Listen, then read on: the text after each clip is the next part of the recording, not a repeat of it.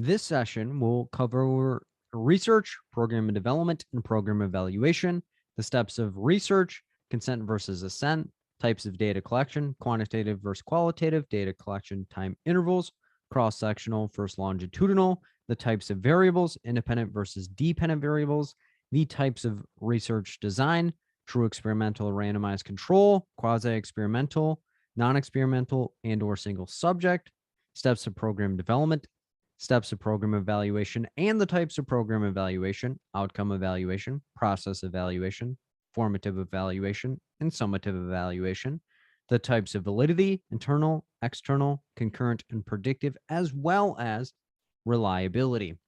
Starting from the top, research, and I know it can be a very, very tricky topic, but before we get into any of the content, the goal of this session is to not memorize anything, but to be able to recognize and apply the information when you see it into a question. So do not beat up on yourself. Do not get down on yourself. Do not be like, oh my gosh, I know nothing about this topic. The goal is to recognize and apply the information because the exam is not going to want you to instruct it on every single thing that is related to the topic. So keep that in mind as we go through it. Research, the main thing is going to be tied back into an individual client. Why? Because when you're working with an individual client, the goal is to identify what they particularly want to do. However, in the research realm, it's the exact same thing. However, you have to come up with what you're particularly trying to identify. So what do I mean by this? The first step of conducting a research study is to identify a specific topic and or target population and or area of study and or a particular issue we would like to expand on, address, and or examine. The goal of a research study is to examine what currently exists, what innovations can we currently make, as well as what are things that we can change in order to improve the current system. So this could be huge, but this is where it's important to make sure that you're intentional and deliberate with the information that you're identifying. So this helps you expand and guide the goals and or objectives and the structure and focus of the information findings and direction of the project, because research studies can be so vast that if we're not focused on our particular issue, we're going to be in trouble. Why? Because it's huge. If, for example, let's say we want to eradicate homelessness, what does that actually mean, and what program would that actually need to do, and what are the steps, and what do you mean by eradicate it, and what do you mean to reduce it? So we need to make sure. So the first step of a research study is to identify the who, what, why, and how of the project. But we want to ensure that we're remaining focused and not going down a rabbit hole and getting ourselves trapped. Because again, you could identify one particular topic area, but what group of people do you want to address with? What area, how long, and what different things would you like to see in order for it to get going? Similar to when you're working with an individual client and the goal is to reduce anger. What does that actually mean? You need to make sure that it's tangible and actually livable and specific and intentional within what we're actually doing. So you want to be specific and as specific as you possibly can to allow for us to be more focused on a particular area of interest and not get caught or lost in rabbit holes. So if you've done a research study or done a research paper, or you just have gotten a mind that likes to examine multiple different topics like mine does, you just get so fixated in one topic, could go to the next, to the next, to the next, to the next, to the next, until you're just in this dark hole and forget what you actually were particularly looking for. So the first step is to be as specific as you possibly can regarding the topic you want to examine, the specific target population that you want to impact, the area of study, and or the particular issue in the avenue or vein of that particular issue that you would like to navigate. So after you have identified specifically what, who, where, why, and how you're actually going to get this done, you then need to get some resources and backings for how and why you're going to conduct it. So the second step is to review the literature and or resources available to us. Why is that important? Because you don't want to have to reinvent the wheel, or you don't want to go on this venture all alone. So why we want to review what was previously done is that we can build upon it, because again, the research studies and or programs in general are not just stuck in their own avenue. We want to examine what currently exists, expand on what are the gaps in there, as well as address particular issues that people may be experiencing within that. So what better way than to review previous attempts at doing similar or the same thing and or multiple things that we are trying to do, and that we're seeking out similar results that they've gotten, or we're going to do the exact same thing that they did, but do it in a way that is innovative in our own way of getting it done to get different results than they actually did. So let's say they did a program or a research study when they introduced an intervention and it didn't work. We would hope that when we introduce the intervention, that we would get it to work and make it more reliable and reproduced in a way that could impact more people. Another way that we can do this is previous studies that were conducted and or completed. Why? The way people are doing things, if we have our own spin on it, or we want to expand on what has actually been done, there's no need to reinvent the wheel. We also can look at informational articles. We can talk to colleagues because that social capital is so important because, again, everyone is uniquely gifted and talented within their own right.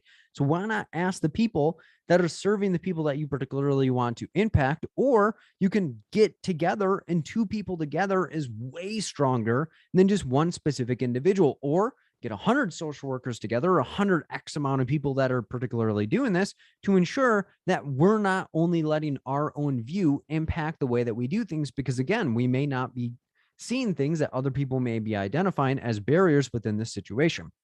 And an easy way to be able to recognize and apply the second step of a research study is there's no need to reinvent the wheel. Why? Because you don't have to recreate it. You just have to have it spin and give it drive so that it goes in the direction that you particularly want it to go. The third step of a research study is to choose the best design for our specific outcome. And we'll get into the research designs in just a little bit because there's pros and cons to each of them. And depending on what you're particularly examining, the better off you'll be with one design over the other. And after we've done the dang thing, we want to evaluate the results and or analyze or decipher through whether the study findings were significant or were they insignificant, meaning they didn't reach the goal or there were unintended consequences or it exceeded it, as well as to examine, did we accomplish the goal and or multiple goals that we had? And did we carry out the objectives in the way that we thought that we would? As well as, was the design effective in collecting the specific data? Because again, you can have all the parts correct, but if it's not specific to that target population or over the length of time that was needed, or if we didn't have enough monitoring or comparison within the different variables, well, then we're going to be left empty-handed because it was an incomplete subject and incomplete design.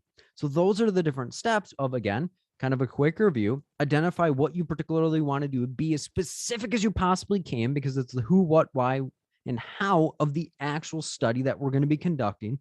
Avoid the rabbit hole. Avoid bouncing from thing to thing to thing to thing to thing.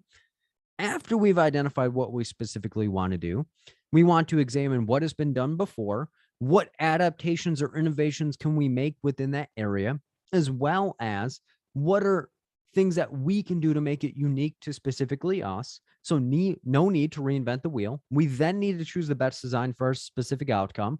We'll get into the designs in just a little bit. And then once we've executed on our plan, we've carried out the objectives, and now we need to examine, did we accomplish the particular goals? Do we carry out the objectives in the best possible way? As well as, did we measure the findings in the best way that we possibly could? But before we get into any of the specifics of what we need to do within a research study, we need to examine whether we need to gather a consent and or an assent. So what does that particularly mean? Because I know a lot of times people are like, Phil, I've heard of the term consent, but I've never really heard of assent. What does it actually mean? Well, there are different things and variables that can impact whether you need a consent and or an assent form. So consent is anyone who's over the ages of 18 years old and is in sound mind and does not have a guardian. They would need to complete the consent form to participate in the research study. So consent is where they are their own particular person and they can make the decisions on their own. So we need to ensure the participants are aware of what they're getting themselves into. What is the intervention? What data is going to be collected? What's going to happen to the data? As well as what are the potential pros and or cons of initiating into this specific thing. In our ethics, it's always talking about informed consent. We need to inform them in order for them to provide consent. The tricky part of it, and the term that people oftentimes have not really heard about, or they've seen it, but they're like, man, I'm not really sure what that means, is assent. And assent is anyone who is under the ages of 18 years old anyone who has a cognitive disability and or is not in sound mind would need to complete this form. So anyone who has a guardian, caregiver, or parent that cares for them. So if somebody is deemed incompetent in the moment, then we cannot have them complete consent and or assent. And assent forms require the signature of a legal guardian, parent, or caregiver, which would be collected via consent form. So let me slow that down a little bit because I know it's like, Phil, you're talking quick. I'm not even sure what you're talking about. So going back to the consent form. Consent form is anyone who's over the age of 18 years old and is in sound mind and does not have a guardian. So they would complete the form, and that would be their admission ticket into the research study. Assent form, an easy way to be able to recognize and apply assent, is A equals adolescent, or if you're like, man, that doesn't really make sense to me, A equals additional. Why does it equal additional? Because you would need the additional form of a consent form from the person's guardian, caregiver, and or parent. So A equals adolescent, because then an adolescent would be younger than the ages of 18 years old, because again, assent is anyone who is under the ages of 18 years old, anyone who has a cognitive disability and or is not in sound mind, body of reason. They would need to complete this form. So assent, A equals adolescent, or A equals additional, because we need the additional form of a consent form from the person's guardian, caregiver, and or parent. So let's play this all the way through. So let's say we have somebody that is under the ages of 18 years old and or has a cognitive disability and or is not in the sound mind. They would complete the assent form. So after they completed the assent form to get into the research study, we would then need to gather a consent form and have a consent form completed by the person's guardian, caregiver, and or parent within the situation. However, if somebody is over the ages of 18 years old, does not have a cognitive disability, and is in sound mind, and does not have a guardian, they would only need the consent form. It's only once the person is under the ages of 18 years old, has a cognitive disability, and or is not in sound mind, body of reason. So that is where the assent form kind of comes in. So that's where it gets kind of tricky. But again, somebody's over the ages of 18 years old and they're in sound mind and they do not have a guardian, they're going to complete the consent form. If somebody is under the ages of 18 years old, has a cognitive disability, and is not in sound mind, then they would complete the assent form, and then their guardian, parent, and or caregiver would complete the consent form. So it's kind of a package. That's why A equals additional, because you need an additional form in order to admit them within the research study. So those are the differences between consent and assent forms. Let's move on to research data collection, because there are two types of data collection when it comes to research studies. We have quantitative and qualitative. And a lot of times people will get these mixed up as well. And they're like, Phil, I'm not really sure what they particularly mean. Well, we can manipulate the words in order to tell us what they are specifically measuring, as well as what we are analyzing within the research study. So let's start with quantitative. So if we look closely at the word quantitative, we can look and see the word quantity. Why? Because quantitative studies are more focused on large quantities of people in order to make the findings more significant. And if you're like, Phil, that one really doesn't work with me, well, if we look even closer, we can see the letter N equals numerical data. So quantitative data collection is large quantities of people, or N equals numerical, because we're analyzing numerical data. So stated in a different way, quantitative research involves numerical data or analysis of large quantities of people, a large sample of people to get information regarding a particular area of interest. So it's large quantities of people where we need to analyze specific quantities of people. And it tends to be massive amounts of people. So N equals numerical, or quantity equals more people, which means the findings tend to be more significant, which often has deductive type reasoning amongst it. So deductive type reasoning is research that involves predetermined hypothesis, independent variables, as well as an intended dependent variable as well. So what do I mean by this? Because if we're asking large quantities of people, we likely already have the questions we're going to ask them prescribed to gather data about a particular hypothesis. And a hypothesis is what we particularly believe. So, for example, a hypothesis for the group that I run is I hope that I provide information to help larger numbers of people pass their exam. So that would be my hypothesis. When people attend my study groups, they have a higher likelihood of going in the exam and kicking it directly in the chest. So the independent variables would be the way that I instruct the practice questions, as well as the process that I introduce on how to break down the questions. The dependent variable, which is outside of my hands, and we'll go over the difference between independent and dependent variable in just a second, it is the result of your exam after you've been exposed to the independent variables. So a couple of examples of what quantitative data collection would look like: surveys, questionnaires, samples, mailing data, etc. So if you've ever done a satisfaction survey, you've been a part of a quantitative data analysis. Or if you've ever taken the exam before, that survey that no one looks forward to taking at the end of the exam is considered a quantitative data collection tool in order to gather what was your satisfaction with the testing site. Was the software that you utilize beneficial or detrimental to your success in being able to pass the exam, etc. But the majority of times when you're taking a quantitative data collection or a survey, you're not really reading it and going because you just want to get through it and get on to the other side. The other type of data collection is qualitative. Similar to quantitative data collection, we can manipulate the word to tell us what it's specifically looking for. So qualitative, if we look closely, has the word quality. So quantity, think about as large masses of things. Quality, you tend to get less of something, but it lasts longer. And if we also look closely, it has the letter L for linguistic findings. So quantity is large quantities of people, N equals numerical data. Quality or qualitative has quality in it because there's less people, but it's more quality in the findings that we have, as well as L equals linguistic findings or language analysis.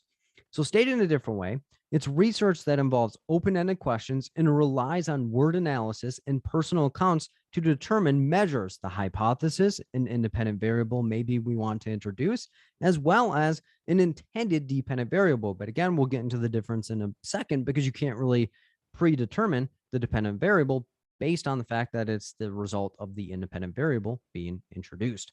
So common themes identified from the word analysis become the identified area and or multiple areas of interest. So a lot of times you can have that mixed modality where it starts off with qualitative data analysis. You analyze the things that people are particularly looking for, and then you mass produce it by having a quantitative data collection to ensure that we're gathering the right data because people have told us specifically what they're looking for. So qualitative, it has more quality because it's less amount of people, and the L equals language analysis or linguistic findings. So let's scroll down and see what we're particularly looking at. So qualitative, L equals language analysis or linguistic findings. Quality, it does not involve a lot of people because, again, quantitative had the quantity, so it has larger numbers of people. Quality does not involve a lot of people because we want to ensure the responses are genuine and tailored to the specific area of study at hand. So this type of study can be set up to determine the independent and dependent variable for quantitative research study. So this type of data collection takes a lot more time than quantitative. Why? Because we're actually interacting people directly and analyzing what they're particularly saying at the time. But again, time is money, so it often costs more money to do qualitative data analysis versus quantitative. However, if we have a qualitative data analysis, we get more intimate responses and understands particularly what people are saying and what people's experiences are versus quantitative with a Likert scale from 1 to 5. You don't really understand what a 3 is comparative to a 5. But if you ask qualitative type questions, you're going to understand particularly what it is like. So for example, going back to the exam and the survey that they have us take, if it asked, what was your experience while taking the exam? That'd be more qualitative. Quantitative is on a scale of 1 to 5. What was your experience while taking the exam? You'd oftentimes pick whatever you want, but sometimes people just spam 5s just to get through it. You can't really do that with qualitative because it's open-ended questions. So kind of a quick review in between them. Quantitative, key emphasis is on quantity because it's larger quantities of people. N equals numerical because you're analyzing numerical data. Qualitative, key emphasis on quality because it's more quality responses, and L equals language and linguistic findings because you're analyzing the different responses from particular people and identifying common themes, which can help drive your independent variable as well as create a hypothesis, which could then feed you back in to quantitative data collection. Now let's segue into the different time intervals that we can particularly see within research studies as well. So there are two time intervals, cross-sectional and longitudinal. So if we look closely, we can manipulate the words again to tell us what we're particularly looking at. So cross-sectional, key emphasis on cross because it's across a specific length of time and it tends to be shorter term. Or another way to look at it, key emphasis on section because it's over a specific section of time and it's often pre-prescribed of what we're looking at. So cross-sectional is where all the data is collected at one time or over a specific amount of time or length of time. So it's short term because it's across a short period of time or across a section of time, and it tends to be pre-prescribed. So the data is collected over 3 months to 1 year. Oftentimes, if it spans longer than a year, it's going to segue into longitudinal because, again, cross-sectional is short term. It's across a short-term period of time or across a section of time that we've predetermined. And there's often a couple of data collection points that we can look at and we often see AB, ABA, AB, AB, but a lot of times people don't really know what they particularly mean. It's like, well, all this is pretty much just vegetable soup or letter soup. So what does it particularly mean? Well, let's debunk that real quick. So A equals baseline. So anytime you see A next to B, it is going to be baseline. And the easy way to be able to recognize and apply this, A equals as is, because we're gathering what the situation looks like as is without the introduction of the intervention just yet. So A is going to be a baseline. So in AB, A, we're doing the baseline, and B is where we bring in the intervention. So an easy way to be able to recognize and apply the difference between A and B, A equals as is because we're getting the baseline measure, and B is where we introduce the independent variable because that's going to be the intervention that we're introducing into the situation.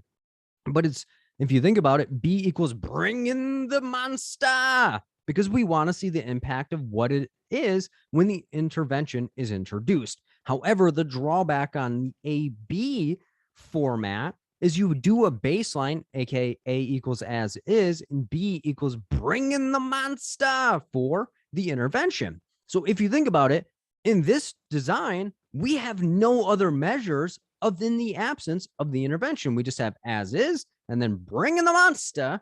So we don't really know what we're looking at. So let's segue into the next one of ABA.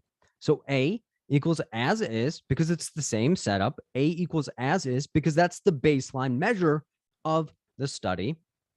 B is where we are going to introduce the intervention, aka bring in the monster. And then the other A is going to be another baseline measure. And that's important because we have a baseline, A equals as is, and then B, bring in the monster, because that's where we introduce the intervention. And then the other A is another baseline to determine what impact the introduction of the intervention had in the situation.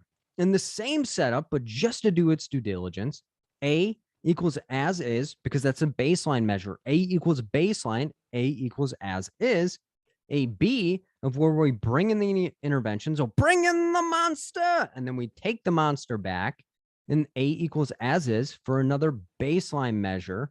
And then this particular design has another introduction of the intervention because B equals bring in the monster. So again, A is baseline measure and B is the introduction of the intervention. So that's an easy way to be able to break that down in a way that when you're in the exam, you're just going to picture me being like, okay, A equals as is, and then B, bring in the monster. And then you'll think about me during the exam. So this research is conducted over a particular time period to gauge the effectiveness of a particular independent variable. And like I said, I keep saying this, we'll get into this, we'll get into this, we'll get into this, but we'll get into the difference between independent and dependent variable just in a second. But the key important thing is we want to identify the particular impact that the independent variable has, because the independent variable is the intervention that we are going to introduce. So this type of data collection is the most common due to funding, time, and being able to track down participants and or subjects. Because if you've done therapy work or you're working with clients face to face, the likelihood of you being able to track down a client longer than 3 months to a year tends to get rarer depending on different circumstances that the person's going through. So the less likely that they are to roam away or you to lose a participant, the better off you're going to be. So the shorter amount of time that your research study is, the better and the higher likelihood that you're going to be able to find the participants and or subjects that you're working with. It's going to be less amount of time because, again, time is money. So it's going to be less money as well. The other type of data collection, time interval, is longitudinal. Key emphasis on long because it's over a long period of time. Again, cross-sectional, it's across a particular period of time, and it's a short-term section of time as well. Longitudinal, key emphasis on long, because it's over a longer period of time than cross-sectional. So longitudinal data is collected over a longer period of time, and oftentimes we see multiple data collection points within the situation. So data is often collected at baseline 3 months, 6 months, 1 year, and possibly 2 years, etc. So it takes a lot of time, money, and resources to be able to complete this type of data collection. Why? Because if you're tracking people over 2 years, as well as incentivizing people to continue engaging within your situation for 2 years, it's going to be a lot of time on your hands, a lot of funding, but the significance of this type of data collection is way more than cross-sectional, because if you can say we've been doing this for 2 years and finding strong evidential points as well as seeing a difference, the likelihood of you repping and rocking with somebody that's been doing this for 2 years is more likely than if somebody was like, hey, I've been doing this for 2 weeks and I've been helping people pass the exam. So for example, if you had somebody that was like, man, I've been helping people pass the exam for 2 years solid, and we have 2,000 people that have passed the exam, the likelihood of you repping and rocking with that individual is way more likely than if somebody's like, yeah, man, I've been doing this for 2 weeks and we have 2 people that are getting ready to take their exam, but we're not quite sure what the result is like. Again, the more significant the length of time as well as the result, the more likely people are going to rep and rock with it. So longitudinal takes longer time, more money and resources, but when you execute it, it is way sweeter than cross-sectional. So when this type of research is completed, the results are more significant and profound because of the amount of data that has been completed over a longer period of time. So it's less common, however, due to the amount of time, money, and resources that are required to pull it off. So it's easier to do multiple cross-sectional studies versus one longer study based on the fact that there are variables that are outside of the control of the researcher's hands. Again, money, time, as well as being able to track down the participants and or subjects over a longer period of time due to the invariable circumstances within ours, but the clients and subjects are variable. It varies depending on what's going on within the person's situation. So you have to keep in mind that there's pros and or cons of each different time interval. So quick review of them. Cross-sectional is across a short period of time, or it's a short-term section of time within it. It's also easier to do because the funding, time, and ability to be able to track people down is more likely than its counterpart of longitudinal, key emphasis on long, because it's over a longer period of time. So longitudinal, longer period of time, but it's more difficult to execute different based on the variables outside of what you are doing, the amount of time you have, the amount of money that you have, as well as being able to track down participants or subjects. But it's more significant when you're able to pull this type of research study off based on the fact of the sheer amount of information and results that you have at your disposal. Segueing now into the different types of variables. And this is a lot of times where people get caught up as well of like, man, I've heard independent variable, I've heard dependent variable, but I'm not quite sure what I particularly should be looking at when in between these two. Well, there are a couple of things that you can look at and manipulate the words in order to be able to identify what it's particularly telling you to do. So an easy way to be able to look at it, I equals intervention. Why? I in independent variable equals intervention, because the independent variable is the intervention that you are going to be introducing within the situation to measure the impact that it has on the situation. Or another way to look at it, independent, if you think of something that's independent, it's free and allowed to roam wherever it wants to go. Because if you introduce an intervention or release something to someone, you have zero control on how that situation reacts or what impact that's going to have on somebody in the situation. So independent variable, key emphasis on I equals intervention, because it's the intervention that you're going to introduce. Key emphasis on independent, think of something that's independent, it's free and woo, it wants to do whatever it wants. So the independent variable is the stimuli or particular intervention that we are going to introduce to a target population to inquire about the result of its introduction. So it's the intervention that we're putting into the situation to test whether it's effective or ineffective or has zero result on the situation. So this will be the particular thing that the social worker would like to investigate. So this intervention or proposed intervention, because a lot of times when we're first starting to formulate things, it's not widely accepted by the people that are in the scene. So it may be an already utilized intervention or accepted intervention or proposed intervention that we have come up with on our own to study and utilize to advance the field and or practice. Because again, with research studies, you want to examine what is currently there, what are innovations or adaptations that you can make within the situation to improve it in some way, shape, or form.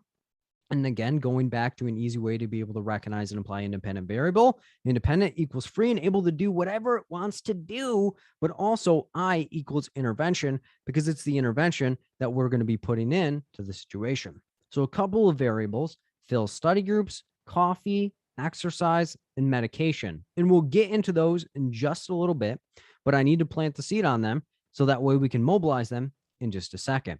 So the other type of variable that we'll look at is dependent variable. So key emphasis on depend. Why? Because the dependent variable depends on the independent variable to exist. So what do I mean by this? Because the dependent variable is the result of the introduction of the independent variable. So if the independent variable is not introduced into a research study, the dependent variable is not able to survive and thrive within the environment. Why? Because the independent variable, the intervention that we introduce, is in our control. We put it out in, but the dependent variable is the result of the introduction of that independent variable. So the dependent variable depends on the independent variable to exist, because if the independent variable is never introduced, then we'll have zero results that we're trying to track within the situation. So this is the intended result or thing being observed after the independent variable is introduced. So this variable depends on the independent variable, because again, the independent variable, I equals intervention, as well as key emphasis on independent, because it's free and can roam wherever it wants. Woo! But the dependent variable is the result of the freedom the independent variable has. So let's look at a couple of results of the interplay of the independent variable and dependent variable. So the dependent variables that we'll be looking at are the result on the HWB exam, energy, weight loss, and mood fluctuation. So let's look at the interplay of what they particularly look like.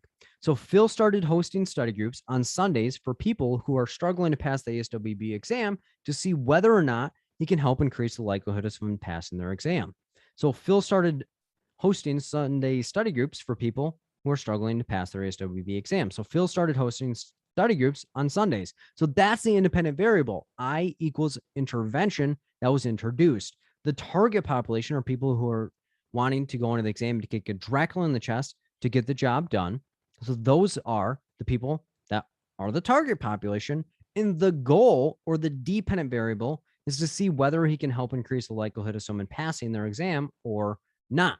So again, Phil started doing Sunday study groups for people who want to go into the exam to kick it directly in the chest. So the results on the exams of the people that attend the Sunday study groups would determine whether the Sunday study groups are effective, ineffective, or have zero impact on the situation. Or you want to look at it in a different way, because the dependent variables can be very vast depending on what you're wanting to look at. So this session in particular goes over research, program development, and program evaluation. So Phil started hosting Sunday study groups for people who are struggling to pass the ASWB exam. But let's say the goal is to increase the likelihood that somebody is able to retain and gain the information that is reviewed. So if I were to throw a survey out after the session, I would ask, did you find the session helpful to allow for you to be able to retain and gain the information? So that would be a quantitative data collection because it's close-ended. But if I asked a question, what was your experience like being in the study group? That would be more qualitative type data analysis. But again, the dependent variable, depending on what you're looking at, would determine what questions you ask or what you're particularly looking for. Because some of you may be like, Phil, this breakdown of research, I've heard it, it's not making a lot of sense. Or, dude, this makes a lot more sense and I feel comfortable and confident like I could run through a wall after this session. But again, the dependent variable is your competency and your retention of the information that determines whether the study group is effective, ineffective, or has zero impact in any way, shape, or form. Let's look at a couple more examples. Thomas has been struggling to stay awake while studying for the ASWB exam and has started to drink coffee before studying to increase his energy level while studying. So Thomas has been struggling to stay awake while studying for the ASWB exam. So that is what the presenting issue is at this given moment. He has started to drink coffee before studying. So that is the independent variable. Y, I equals intervention. So the coffee was the intervention that was introduced.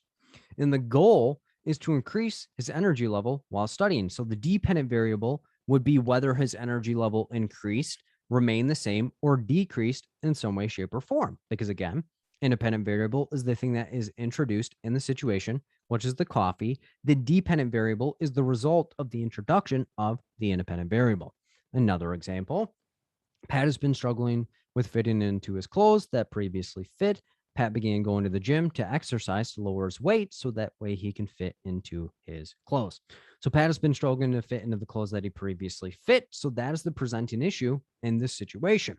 So Pat began going to the gym to exercise. So that is the independent variable. Why? That is the intervention or thing that was introduced in the situation.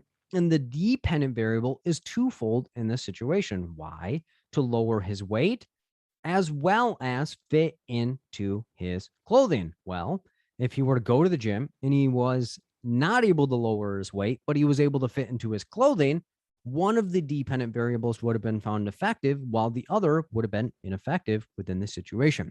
That's what I was talking about, how the dependent variable could be vast depending on what you want to look at, because when you introduce something, a ton of results particularly can happen at that given moment.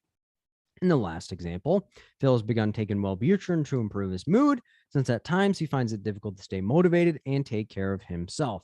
So Phil started taking Wellbutrin. So that is the independent variable. Why? Because it's the thing that was introduced within the situation. The goal to improve his mood. And in this situation, it's also to stay motivated and take care of himself. So those are the dependent variables within the situation.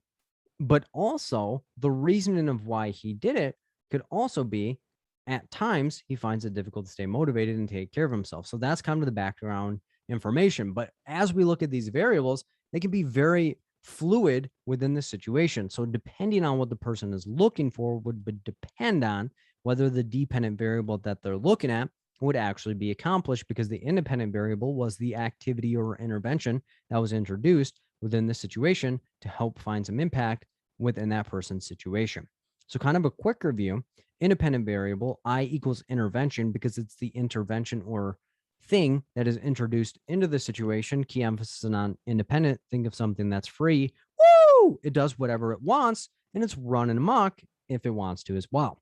So dependent variable, key emphasis on depend, because it depends on the independent variable to exist within the situation, because without the independent variable, the dependent variable does not exist based on the fact that it depends on the introduction of the independent variable. Let's segue into the types of research design. And there are three of them: true experimental or randomized control, quasi-experimental, as well as non-experimental or single subject. Each of them are vastly different from the others. So let's break down each way that we can be able to recognize and apply each of them when we see them on the exam. So true experimental, key emphasis on experiment, because if you think back to science class when you did an experiment, you had a hypothesis of what you were trying to measure. You had an independent variable, aka the intervention that you were going to introduce, as well as dependent variable that you were looking to identify, which correlated back to your hypothesis, as well as we would split two groups out. One group would get the intervention and the other one would not get the intervention, to identify the impact of the introduction of the independent variable had on the participants that we were measuring. So stated in a different way, this is where subjects and or participants are randomly assigned to either an intervention group or a control group. So key emphasis on random, because the people that are in the control group and or intervention group are randomly assigned based on the fact that we do not just want to pick people that can have confirmation bias of what we're looking for. So if we were like, man, we want to increase the competency of people around the information or knowledge that they have based on research, but we pick research primary people to be in our session, of course they're going to be more knowledgeable about research because that's what they are particularly studying versus people that are not studying research. But this is the importance of having them randomly assigned, so that way the researcher does not have influence on the result of the introduction of the independent variable or intervention that they're looking at.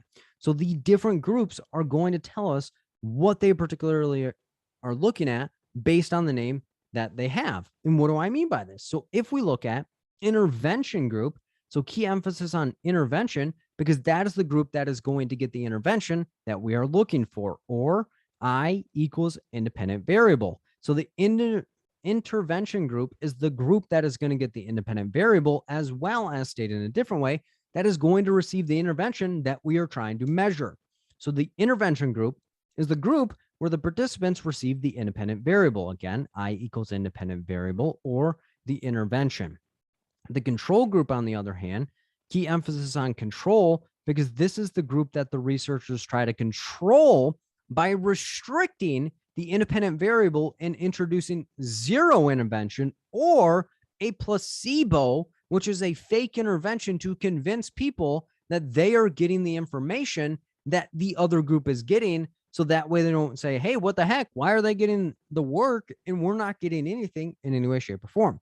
So stated in a different way, the control group is the group where the researchers try to control the types of results by not providing the independent variable to them.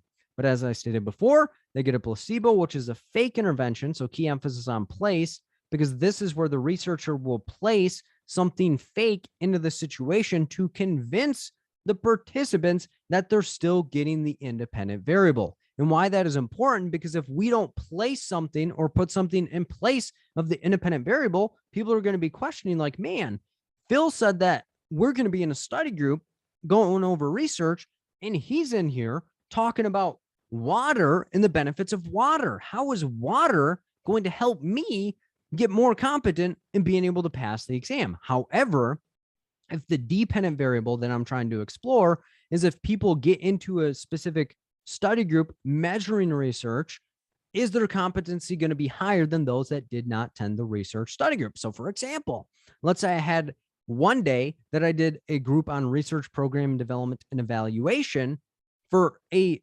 intervention group, because I want them to get the independent variable, which is the group specific to research, to see if it improves the competency of research. But another day, I did a group on client interventions, going over individual as well as family interventions.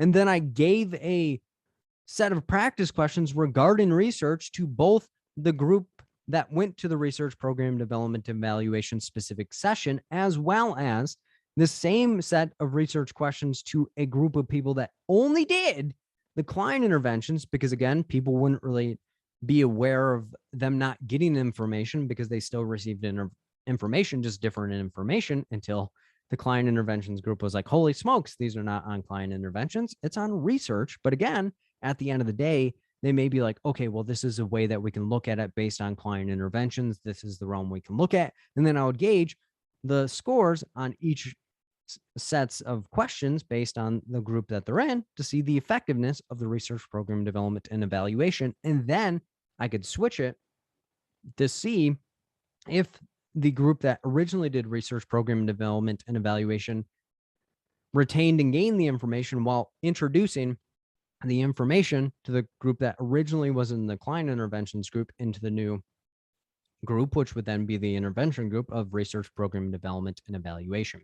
But again, that would be a research design of AB, AB. Why? Because A is the baseline, and then B would be the introduction of the monster, bring in the monster. And then I would switch whatever monster I introduced to the people based on the information that they were trying to get. But before I get too technical with all of this stuff, all you really didn't need to know about true experimental and randomized control is true experimental, key emphasis on experiment. Because if you think back to science class, we did an experiment with the hypothesis, independent variables, as well as us looking at the dependent variable. The intervention group is where that group of people is going to get the independent variable, as well as the control group is not going to get the independent variable. So that way we see the impact of the introduction of the independent variable. So this type of research design is not very common within the field of social work. And you may be wondering, why not? Well, as social workers, it's unethical to restrict or withhold services that could positively impact a person's situation. So as a social worker, we wouldn't be like, haha, you can suffer for the gains of the field. No, we would want to give everyone that deserves to have the information and the intervention the benefit of being provided that intervention in some way, shape, or form. So as social workers, we need to advocate and ensure our clients are educated and aware of all of the potential and or possible services available to them to allow for them to provide informed consent, which allows for them to have the right to self-determination. It essentially means they can determine what they particularly want to see for themselves based on all the things that are presented. So we would not withhold a positive strategy that could help impact a person's situation. So this type of research design, however, is the best possible option when studying a particular intervention because it limits the amount of bias that the researchers have, because again, it's randomly decided who's in the intervention group as well as who is in the control group. So the results will be more significant due to the lack of influence on the researcher's part. And the research design can both involve quantitative and qualitative data collection. However, it's a lot more difficult if people are unaware of whether they're getting the intervention or not to share their experience about getting the independent variable or intervention. So quantitative is more common because qualitative, they can't directly speak about their experience, but you can give someone a Likert scale of like, what is the effectiveness of this, or how are you feeling based on this on a scale of 1 to 5? Are you feeling more comfortable and confident? Or are you feeling less comfortable and less confident within your situation? Next one up to bat is going to be quasi-experimental. Key emphasis on quasi. When you think of quasi, think of a Quasimodo and think of an army. Why? Because every single person in quasi-experimental, such as an army does, is uniform, and every single person gets the independent variable. Every single person gets the independent variable. So quasi-experimental, think of Quasimodo, think of an army. So this research design is the most common in the social work field.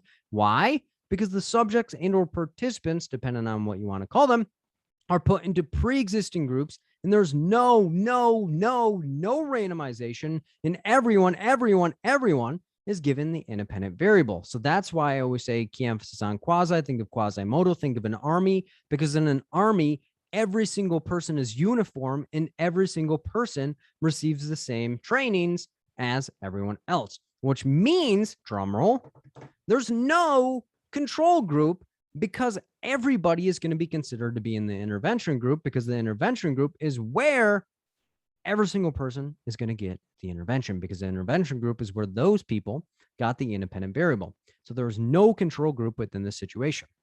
However, in a quasi-experimental, even though it sounds really, really great, it's difficult to decipher between the actual change we observe and the outside factors, because a huge impact on whether somebody changes is the motivation of the person that's particularly in the study, as well as the different factors in their life. So for example, let's say we were exploring whether people's competencies in research improved by attending the study group, and then somebody else was supplementing it with the different views and values, as well as has a graduate degree in research or has been a part of a research study before, or they were watching other videos and etc. It'd be harder to identify, yes, this particular group increased this person's competence around research, when there are other factors outside of this particular group that could have helped impact their competency and comfortability around being able to kick the exam directly in the chest when you see some research-based questions. So the most common data collection is qualitative, though. Why? Since people can speak specifically to the independent variable, since they know that they're actually getting the dang intervention. So they'll be receiving the independent variable and they can directly speak about what their experience has been like while repping and rocking with the independent variable. So quantitative is still used because you can reach larger amounts of people. Why? Quantitative, key emphasis on quantity, larger quantities of people, and it's easier to quantify large quantities of people to say it's significant versus only interviewing a couple of particular people. So quasi-experimental, key emphasis on quasi, think of an army, because everyone gets the intervention or independent variable, and in an army, everyone's unified and gets the same amount of training. The next type of research design is non-experimental or single subject. Key emphasis on single. Why? Because this is where the person is their own single experiment. So single subject is a single individual making decisions on whether they're going to actually change their situation.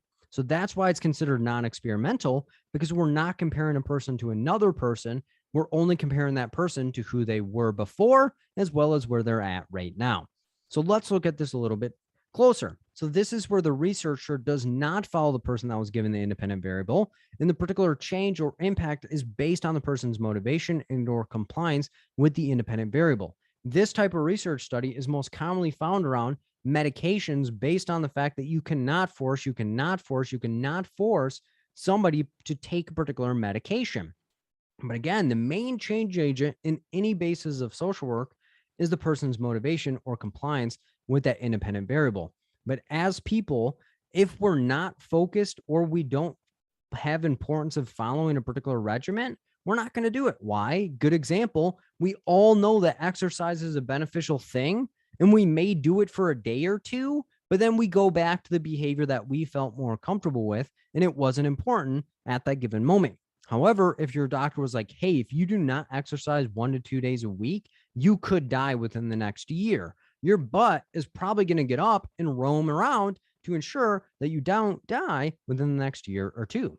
So the person is considered their own control group and comparison group, since they are the only person who's able to dictate the change. That's why single subject is a single individual, and we're exploring their particular experience with the independent variable.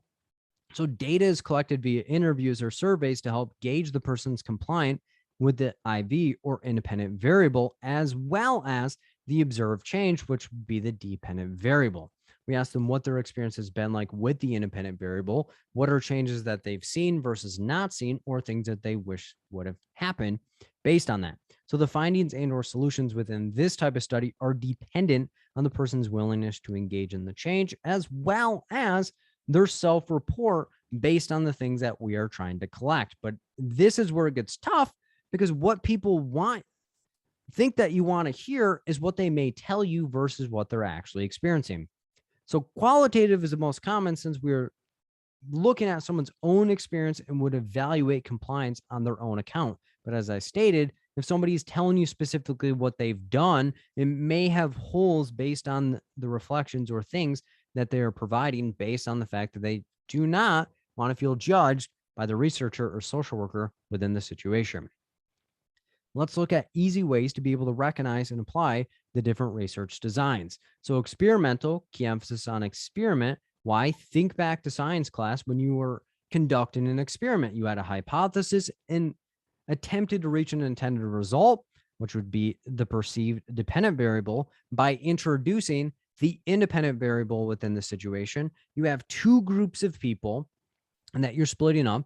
The intervention group, I equals independent variable, or key emphasis on intervention, because the intervention group is the group that is going to receive the independent variable or the intervention, as well as the control group, key emphasis on control, because that is the group that we're going to control the conditions to identify the impact that the independent variable has on the intervention group versus the control group, because they would not be getting the independent variable. So experimental, key emphasis on experiment, because we're experimenting with the independent variable to see whether it has an impact or not.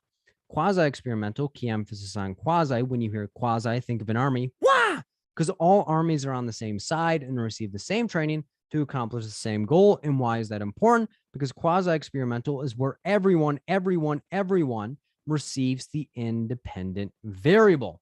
And the last research design is single subject, key emphasis on single. Why? Because this is where it is one person. So when you hear single, think of one, because it involves one person and they will accomplish their goal based on their own motivation that they have to make the change within the situation. So experimental, key emphasis on experiment. You have a hypothesis, independent variable, dependent variable, intervention group, as well as control group. And we're understanding what particularly exists when we introduce the independent variable. Quasi-experimental, key emphasis on quasi. Think of an army. Why? Based on the fact that all armies receive the same training, because everyone is going to receive the independent variable. Single subject, key emphasis on single. When you think of single, think of one, because it's one person and the change is dictated based on their motivation to make the change within the situation. So those are easy ways to be able to recognize and apply the different characteristics and concepts related to research. Let's segue now into program development. So similar to research, it's going to have a lot of parallels with individual client work. Why? Because community work is almost the exact same as individual work, but the community or macro work is going to have that huge client system versus an individual. So if you remember back into the research, it was identifying, the first step was to identify specifically what you want to do, what target population you want to impact, what particular issue you want to identify, at what location, and how. So the what, who, where, when, and how of the actual project. Program development, the exact same thing. Why? Because you're developing something with an intended population in mind.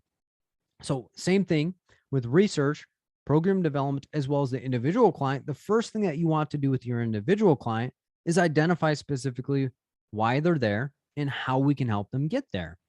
So program development, the first step is to identify the goal and or multiple goals and aim of the program that we intend to create and or develop, which would be the vision and mission statement. And a lot of times people will get the mission and vision statement mixed up.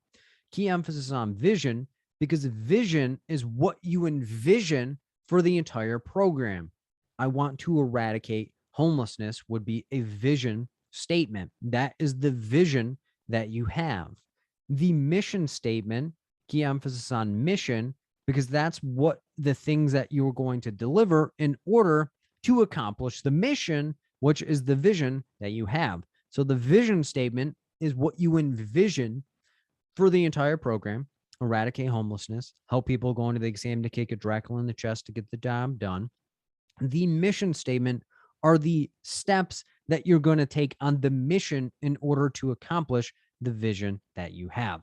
So for example, vision statement, I want to help as many people kick the exam in the chest and get the job done as I possibly can. The mission, or the steps that I would take: individual tutoring, YouTube videos, podcast, Sunday study groups, free study groups, one-day course, etc., to ensure that we complete the vision that we particularly have. Stated in a different way, it's what we are trying to implement and what type of change are we seeking to make it happen? So what in particular are we trying to influence, or what impact are we trying to have within the situation? So who are we trying to help, impact, or which issue and or multiple issues are we trying to improve? But again, just like with a research study, if you're trying to do too many things at the same time, it's going to be very difficult to ensure that you're actually accomplishing the goal, because you're going to stretch yourself so thin that you're going to snap within the situation. Another thing that we ask ourselves is, what resources are currently available to us? What resources do we need, or what resources are of interest to us to ensure that we get the job done? As well as, where are we trying to implement the change or improvement? Are we trying to only focus on our particular city? Are we trying to focus on our county? Are we trying to focus on our district? Are we trying to focus on our state? Are we trying to focus on the entire country, etc., to ensure that we're focused, we're intentional, and we're deliberate within the things that we're trying to do? So just like with the research study, it's the who, what, where, when, why, and how of the actual mission of what we're trying to do. Because again, vision statement is what we envision for the situation, and the mission statement are the steps that we need to complete in order to go along the mission to get the vision that we seek. So this is the skeleton of the program. So think back to science class, where there was that just skeleton in the room for no reason.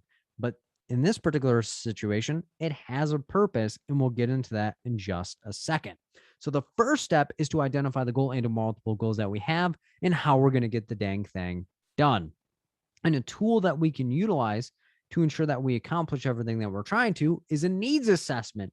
And an easy way to be able to recognize and apply a needs assessment, key emphasis on needs, because it identifies the needs that we have, and is an assessment because we're gathering information regarding the needs that we have.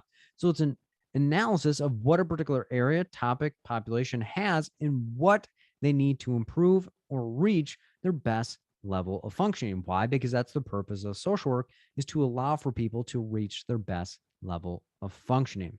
So that is where we analyze what particularly is there and what is needed. So in a needs assessment, we define what we are looking to solve and decipher through any gaps or unhelpful information that could take away from the particular goal or impact that is needed. Why? Because as I was saying before, if you get into a rabbit hole, it's going to be difficult to get out, because you're like, all right, I want to help as many people pass the exam as I possibly can. And then I'm looking at what everyone else is doing. I'm starting to identify the coolest thing that I could do. I'm looking at all the equipment that I particularly could utilize. I'm looking at the differences of the equipment. I'm looking at the lengths of time. I'm looking at everyone's availability. I'm looking at all the things that I need. And I'm not helping anybody, because I'm just stuck in the hole of how I can get it done, rather than putting in the actions and getting my butt in gear and getting the drive and thrive that we actually need. But another thing that you can do in the needs assessment is to identify key partners, resources that exist, funding that exists, what location or multiple locations do we need, as well as previous studies or programs that were performed. And why that is important, because you do not have to come up with something that's so innovative that it blows everyone's mind. You can simply identify something that exists, make your adaptation or innovation based on what you have to offer, and get the dang done. Again, you do not have to reinvent the wheel or build something out of nothing. You can make things better based on what you have to do. And an easy way to be able to do this is by collecting a small sample of the target population, so we can get their view and what would be most helpful for them, most helpful for them, most helpful for them, to help them reach their best level of functioning. Because a lot of times when people are creating programs, they create the program that they think people need, versus getting the feedback from the people that are actually going to be utilizing what you have to offer. So after we get that small target population, we share the findings with the people who can help impact or address the issues to begin making a difference in the areas of need. So we may gather the information provided to key stakeholders or people that have influence and money to get the job done. But a needs assessment is where we assess the particular needs that a community has and the things that exist versus things that are needed to bridge that gap, to create the vision that we want to see within that community, as well as what the community wants to see from us in addition to what already exists. The second step of program development is where we need to define and solidify the goals and objectives that the proposed program will adequately address or improve the identified need. And it's a proposed program because we aren't putting the rubber to the road yet, and the community has to accept what we identify, because we do not want to go into the community and tell them what they particularly need, because it'll shut you all the way down. So the goal or multiple goals are the overall measurable outcome or change that we would like to see as a result of the program being implemented or utilized in some way, shape, or form. So it's the overarching X that we would like to see. So it goes beyond the vision statement, because again, the vision statement is what we envision for things to happen, and the mission is the actual steps that we need to take. So the mission statement would be what are being identified within the define and solidify the goals and or objectives, because the goal is that overall measurable outcome, and the objective or multiple objectives are the specific ways that we can go about accomplishing the outcomes and impact that we'd like to see as a result of the program being implemented. So the action that we would like to accomplish within the situation. So if you remember back in that science class example, the skeleton in the room was the first step of what we would like to do. And a skeleton without flesh, and it hasn't been flushed out yet, you can't really see anything besides a set of bones. However, once you solidify and identify how we particularly can get this done, it's like putting skin on it, and we can actually see what it would look like in a more tangible fashion. So after we define and solidify the goals and objectives of the program, we then need to establish a task force team or goal-oriented team to help roll out and implement the program. So this one, a way to be able to recognize and apply getting the task force team together is thinking Autobots assemble, and we're getting ready for war. So this is the planning phase of the actual program. So we assemble all the resources, people, and needed components to get the objectives completed. Because again, we can think of what we want to see happening, but until we get the resources and things needed to get it done, it's just lip service, and we're not doing anything in the situation. So what this particularly can look like is what people need to be involved. What building or multiple buildings do we have at our disposal? We did the needs assessment of what the available buildings are, but are they actually going to be available to us, and who is going to write the check to make this happen? And what measurements are we going to utilize? aka what assessment tools, what makes our program effective or ineffective, what vouchers, aka incentivizing the people that are going to be a part of our program, what transportation, if any, are we going to provide, what food are we going to provide, because food makes people come to events more than not, what time, length of time, again, is it going to be cross-sectional or longitudinal, and anything that may be missing to help make the impact or change that we would like to see. So this is where we're not just spitballing of like, yep, I want to help people pass the exams. It's creating a timeline of when we would like to roll out the program and for how long, how frequent are the services that we're going to be providing, and when, and are the people that you're servicing wondering, when is this going to happen? So for example, kind of like fill in the gaps, you guys know every single Sunday I'm going to be laying the hammer at 7 p.m. Eastern time. Regardless of the topic, you know, every single Sunday there's a Sunday study group.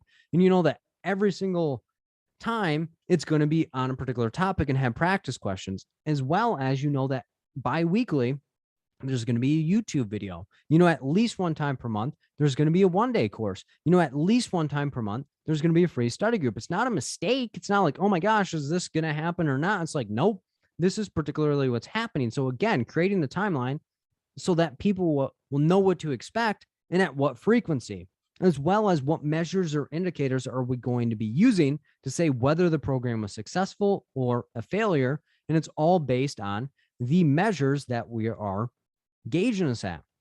So this is where we identify appropriate level of impact or change to help continue the program in the future. Because again, the purpose of a program is not just have it around for a millisecond, but to build upon itself to maintain over time.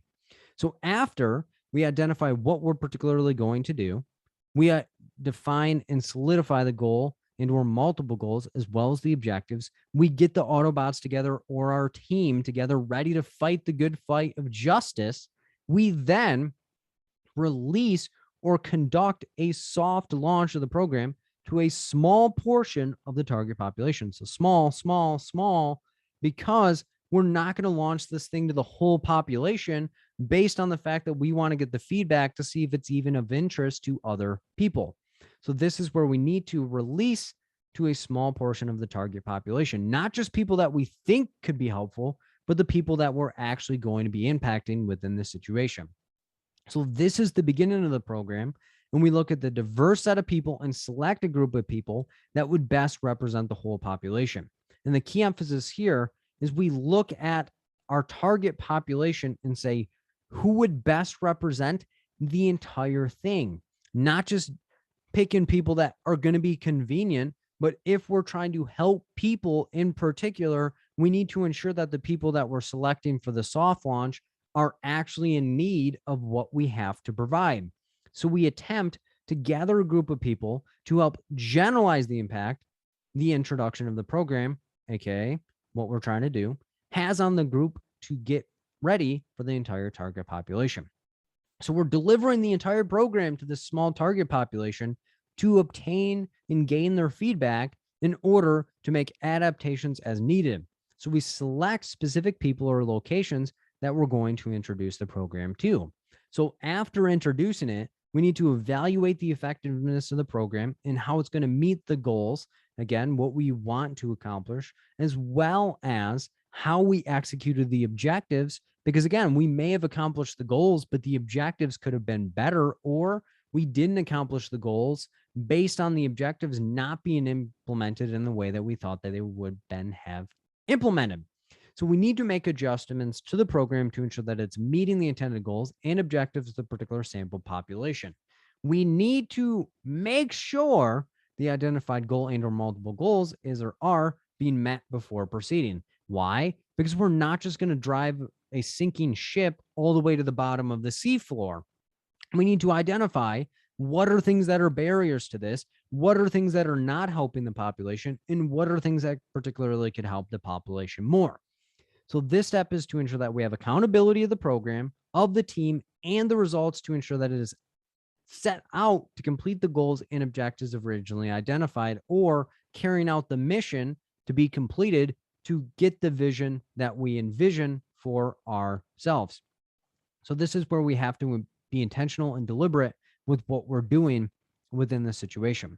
So we gather insight and feedback from the target population as well as the program action team or the task force team, because not just the people that are receiving the services, but the people that are delivering the services, because the value is within both groups of people. Because if the population is getting the resources they need, but we're burning out the staff that are delivering the resources, it's not going to be sustainable for the future. After we get everything in all our ducks in a row around the soft launch, we then launch the program to the overall target population. Why? Because once we've mastered our craft, it is ready for the entire population to get the job done. So this is where we launch the program to the overall people. So this includes more people than the soft launch, because again, the soft launch was a small subset group of people of the target population to generalize. This is every single person that could benefit. So we would be providing more resources. It would require more time and staff to reach the intended result and or multiple results that we have at that given moment. So adjustments can be made along the way, but they tend to be slower than the soft launch, because once the car is in motion, it's harder to slow it down because the system is already established and working. But it does not mean that we do not evaluate it at any point in time. So accountability is often placed in the hands of the people delivering the resources and services to the target population versus the administration, because again, the people that are doing the work have more experience and exposure to the actual results and feedback of delivering it, as well as the people that are receiving the services directly from our program. So a couple of examples of this could be therapists, volunteers, drivers, community members, or people that are actually receiving the services from our program. Since the program is larger than it was before, it is easier for the process to be amended and reviewed by the people delivering it versus the administration to come up with an entirely new system. So at the end of the day, we then need to review the program around the annual or biannual timeframes because this allows for more data and services to be collected, which means we have more information and evidence to back or debunk our claims. Because again, the longer the program has been, the more people that we service, the more significant the results are when we evaluate them. So this makes it easier to say a program is successful or unsuccessful or effective or ineffective within the situation. Why? Because the more evidence you have around your claims, the more likely you are to trust the claims the person is making. So for example, going back to that person that is like, yeah, I've been helping people pass the exam for 2 years, 2,000 people have passed under my tutelage versus somebody that's like, yeah, I've been helping people for 2 weeks and I helped 2 people pass the exams. I don't know about you, but I'm more likely to trust the person that has been doing it for 2 years consistently and helping 2,000 people pass their exams versus the person that has been doing it for 2 weeks and has helped only 2 people pass the exams. That doesn't mean the person that's been doing it for 2 weeks doesn't have potential. It's just the results are less significant within this situation. So let's do a quick review of the steps of program development. So the first step is to identify the goal and or multiple goals of the program that we intend to create and or develop, the vision statement and mission statement. The vision statement is what we envision for the program, and the mission statement are the things that we need to carry out on our mission in order to accomplish our particular goal. So this is identifying the who, what, where, when, why, and how of the particular program at hand. So it's kind of the skeleton of the particular program based on the fact that just because we have identified the vision and mission statement does not mean that we have anything tangible that we can actually grab onto at that moment. So a tool that we can utilize to identify different things that we have versus what we need is a needs assessment. A needs assessment is where we assess the needs of our particular program to get the best intended results. The second step, outside of just identifying what we actually want to do, is defining and solidifying the goal and or multiple goals, as well as the objectives and how we plan to carry this bad cat out to get the best result. After we solidify and define them, that's kind of like the skin of the program, because again, the skeleton in the science class has no form or shape. But when we identify the goals and objectives, it gives it the shape that we particularly are looking for, and we can flush it out from there. After we identify the goals and or objectives, we then establish a task force team or goal-oriented team. Again, Autobots assemble because we're ready for war. From there, we then release or conduct a soft launch of a small portion of the target population. So that way we get our bearings about us and identify what is working versus what is not working to then prepare for the overall population. But again, the main thing here is we need to ensure that the identified goal and or multiple goals is or are being met before proceeding, because we're not going to carry on a failed mission if we're not seeing an impact within this situation. And the fifth is to launch and do the dang thing with the entire population to see the impact that we want to see from the beginning. But this doesn't mean that we just keep going blindly with it. We would need to ensure that the results that are being achieved are what we actually believe need to be happening, because again, our vision statement is what we envision for the situation to happen. And those are easy ways to be able to recognize and apply the different steps of program development. Let's segue into program evaluation. And a lot of these steps are going to be relatively similar to program development based on the fact that program development is how you develop the program. Program evaluation is picking apart an already established program. So the first step of program evaluation is going to be the exact same as program development. So what do I mean? The first step in program development was identifying the mission and vision statement within the situation. Program evaluation, the exact same thing. We need to identify the overall goal and or multiple goals and the objective and or multiple objectives of the particular program. So we need to examine the mission and vision statement of the program and or agency to ensure, is the program doing exactly what they think they are doing, or on paper it looks like they're doing that, but in reality they're doing something totally different. Again, vision statement. Again, we're looking at what we envision for the particular program.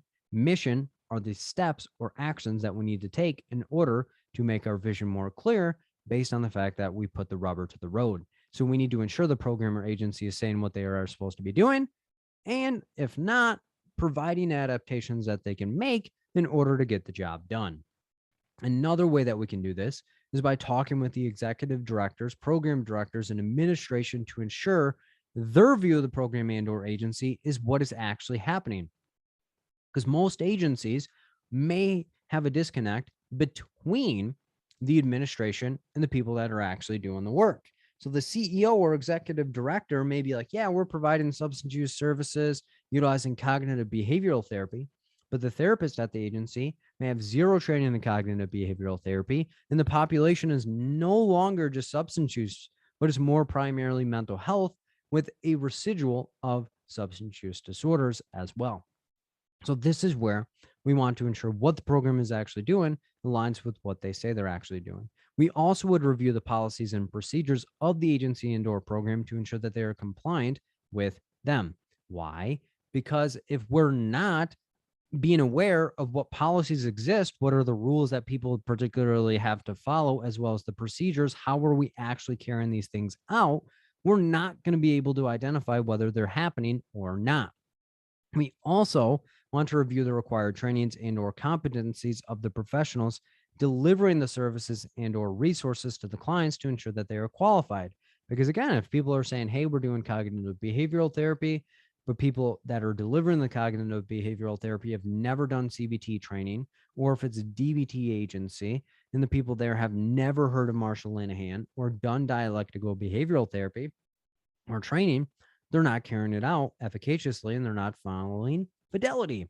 So this is where we also want to understand what are the different characteristics of the agency and or program that we are examining.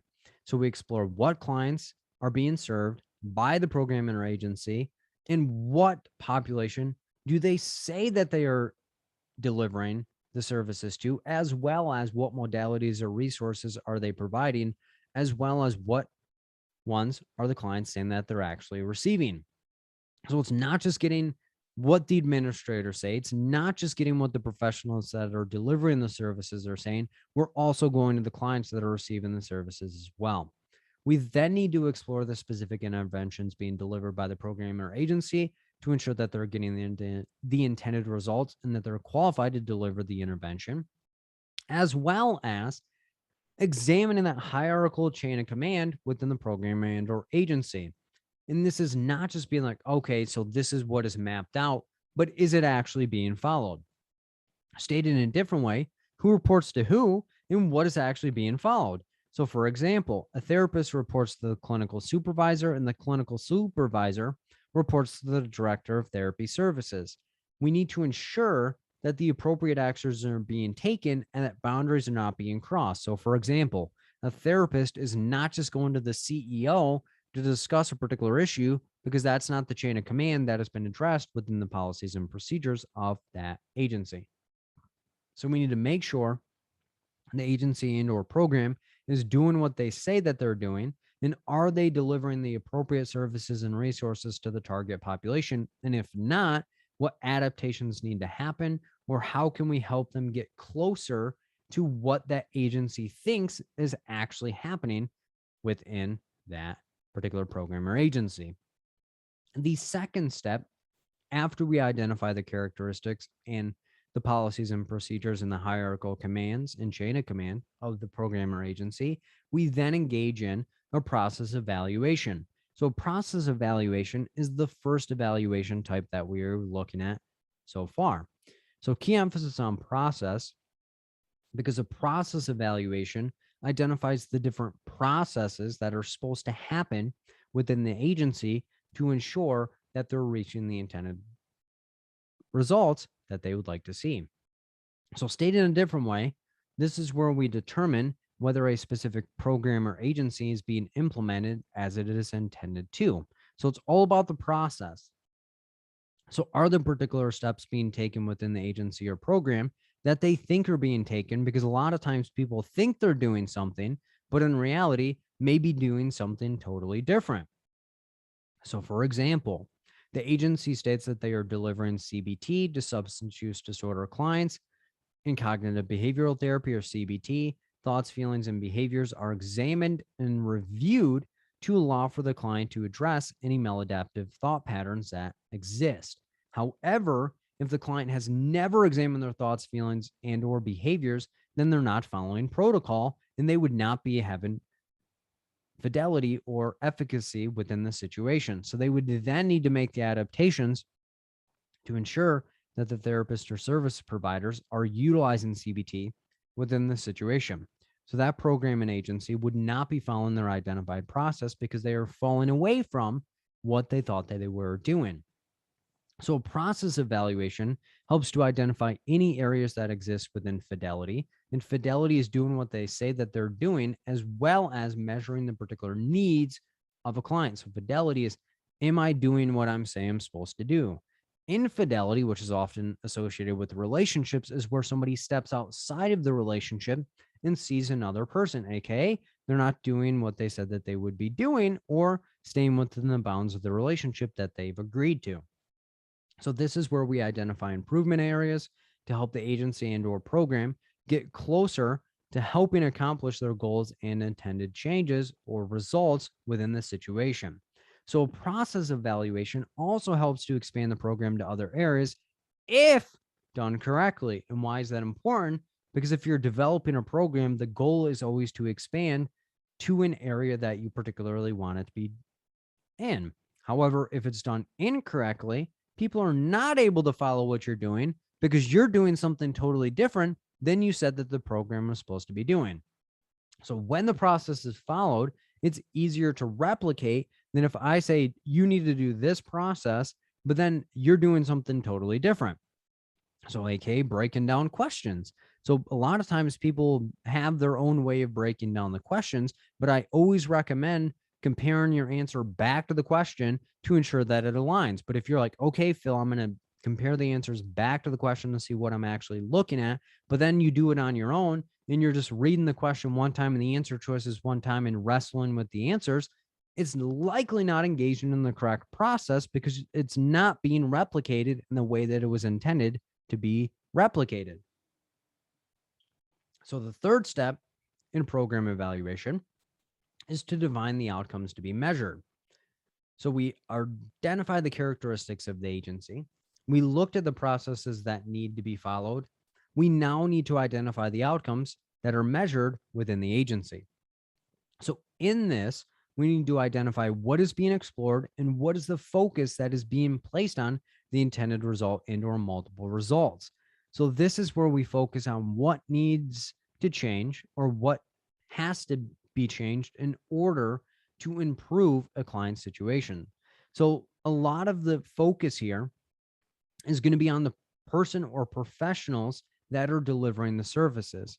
So this is what we focus on, what needs to change within this person's situation. So, for example, a person's competencies, training, attitude, behaviors that can impact the overall service delivery as well as the client success. So, this is where we identify factors that may be negatively impacting a person's situation in the person's situation that are preventing it. So, what do I mean?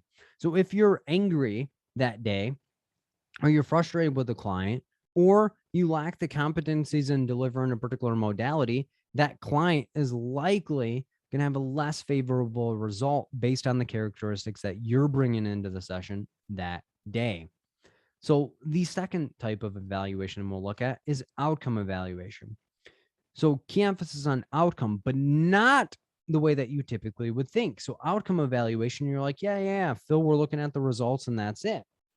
Not the case, because we're going to stay in the same vein as we were in before.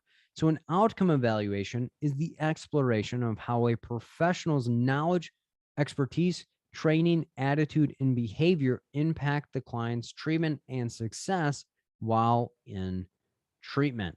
So that is where it's different. It's not the result of the work with the client. It's what factors that the therapist or professional is bringing in that could negatively impact the client's treatment and or success. So the outcome is evaluating the things that can impact the outcome for the client. So a couple of questions to consider. Are the program and agency causing a client's life to improve, or is it actually causing the detrimental result and or results within their situation? So the main takeaways within an outcome evaluation are areas of improvement of the service delivery by the professionals within the agency and or program, and how they can maintain positive things that they do, because an audit or an evaluation is not always negative things, because the goal is to highlight things that are going well to maintain them, as well as identify things that are not as helpful within the situation. So if burnout's high within a program or agency, the likelihood that an outcome evaluation would come back negative is more likely within the situation. The fourth step is where we need to define the outcomes and explore the results and success of the program. So you may be thinking, Bill, didn't you just say that we identify the outcomes that the agency is going to be looking for in the previous step? Well, defining the outcomes are the outcomes of the evaluation of the situation. So when I say define the outcomes, I mean, what are the takeaway points from doing this evaluation? Because we're also going to explore the results and success of the program. So what is needed to help the program gain further success or reach more of the target population to help mobilize change? Why? Because the goal of a program is to expand to help as many people as you possibly can, as well as we need to identify what training and or multiple trainings does the agency or program need to implement and provide to the professionals within there to remain competent within the practice areas that they are in, to ensure service delivery is meeting the overall goal and or multiple goals, as well as executing the objective and or multiple objectives within the agency. And that's important because, again, the outcome evaluation is evaluating different things that can affect the outcome for the clients, as well as a program evaluation helps to identify positive feedback as well as strengths within a program or agency to help build or maintain positive client outcomes. Because again, we want everyone to become the best possible version of themselves or to reach the best level of functioning that they can, as well as what would be the most helpful thing in expanding the program to other agencies and or what improvement areas exist, if any. Because the goal is not to just beat up on somebody, but to identify ways for them to improve.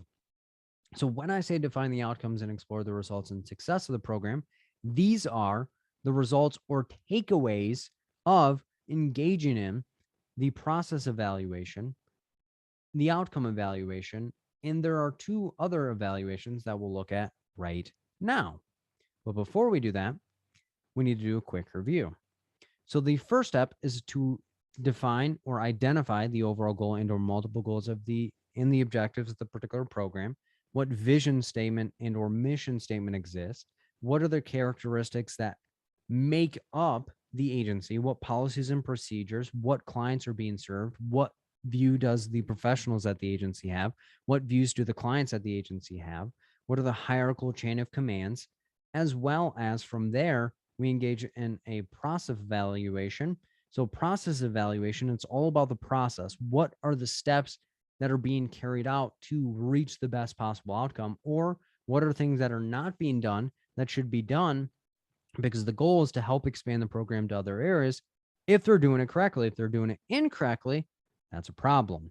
So after we engage in a process evaluation, we define the outcomes to be measured. What is the intended result of the program? Then we identify and utilize an outcome evaluation to explore different factors in the agency about the professionals that are delivering the services that could potentially be productive and positive, or barriers and things that are taken away from the outcome of the program. And then the fourth step is to define the outcomes from the evaluations and explore ways that the program can improve in the future. As promised, we'll get into the other two types of evaluation right now. So the two other types of evaluation are formative and summative. We'll start with formative, and then we'll get into its close cousin, summative. So formative evaluation, if you look closely, it has the word form because this is when the program is just starting to form and we're looking to develop the best possible form of the program to be delivered. So formative is at the very beginning of the program. We're just starting to get things together and identify things that could be helpful versus not as helpful. So stated in a different way, a formative evaluation looks to examine how the process of forming a program is going and identifies ways to improve it to produce the best possible product. So typically completed when the program is in the beginning stages of development, the beta stage, or the soft launch. So if you remember back to program development, the soft launch is where we got a generalizable small segment of the target population to experiment whether our program was effective or ineffective and identified ways to improve it in the future. So programs are just getting started, are being created in the most efficient way possible, and continues to look for improvement areas. So the development team is open to feedback and changes that can happen rather than being closed off. Why? Because remember back to the soft launch, it's not that many people. So adaptations were easily and accessible to happen based on the fact that it wasn't a well-oiled machine at this moment. So since the program is not launched to a large population, the changes can be implemented rather quickly. So the changes will continue to evolve as the program does. So formative evaluations begin at the beginning of the program and continue until a couple of months of service delivery. And that's important because once we get a well-oiled machine and segue into that large launch into the population, the target population, we then would no longer be able to do a formative evaluation. So formative evaluation, key emphasis on form, because we're looking to get the best possible form of the program and then launch it to the larger population. So the other kind that we'll look at is summative evaluation. So summative evaluation, key emphasis on summary, because this is where we're trying to get a summary of the program. So if you think about getting a summary of something, we are looking at the totality of an entire entity and then identifying something that is already completed. So formative evaluation and summative evaluation are the exact same thing. It's just the length of time that the program has been around. So formative evaluation, key emphasis on form, because we're just starting to form it to get the best possible version of itself. Summative is getting a summary of the particular program. So it's completed when the program is nearing the end of its implementation or has reached a particular previously identified amount of time. Annual or biannual reviews, annual every year, biannual every 2 years. So it looks into the program's effectiveness and identifies key areas of improvement and strengths to help build in the future. So it helps to identify how a program can continue to grow and expand within the situation. So oftentimes changes are slower since the program is already established, but does not mean that it cannot occur. Remember back to the large launch within program development. So the soft launch was where it was a small generalizable segment of the target population, while the large launch was to every single person within the target population. So summative is a summary of the findings of a particular program. Formative is when a program is just starting and ends after a couple of months of service delivery, because then it would segue into the large launch of program development. So summative, key emphasis on summary, because it's getting a summary of a well-oiled machine or program. Let's segue into the types of validity. And a lot of times people struggle with validity and what that means and how to differentiate the different types of what we're actually looking at. Well, let's look at it a little bit closer and manipulate the words to identify ways to make it easier to differentiate the different types. So looking at validity, key emphasis on valid. And if we think of what valid means, it means that something is true. So validity is a measure to determine whether a program, assessment tool, and or findings are aligned with what they were trying to measure. So validity is stating, is what we are looking to find actually true? So for example, attending Phil's study groups increase confidence and allow for people to go into the exam to kick it directly in the chest to get the job done. So if after the sessions that I do, you felt less confident and you went into the exam and failed and were beating up on yourself, the likelihood of my groups being helpful would be less likely than if you went into the exam confident, kicked it directly in the chest to get the job done, and was like, Phil, I did it. But again, validity is the measure of if something is actually true. So, for example, kind of similar to what I just said, Phil has developed Sunday study groups to help people obtain information on particular topics of interest in audio and visual form. So now we'll look at the different types of validity and how that can actually play out.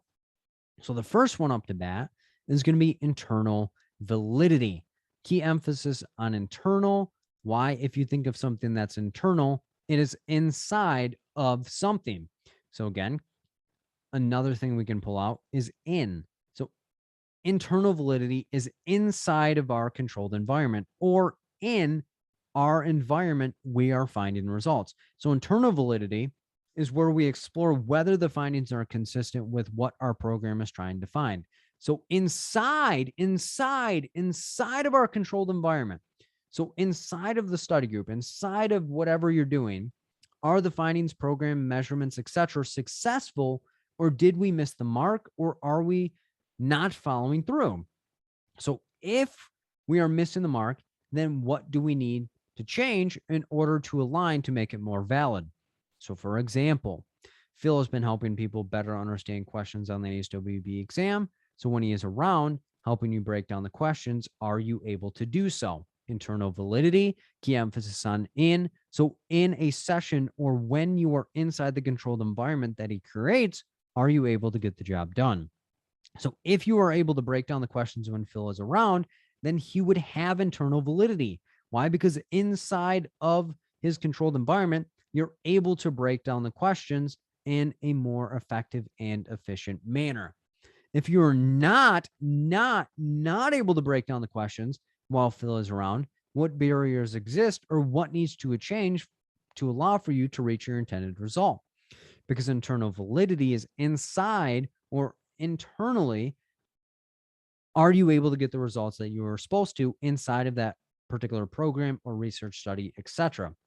Internal validity inside of the controlled environment.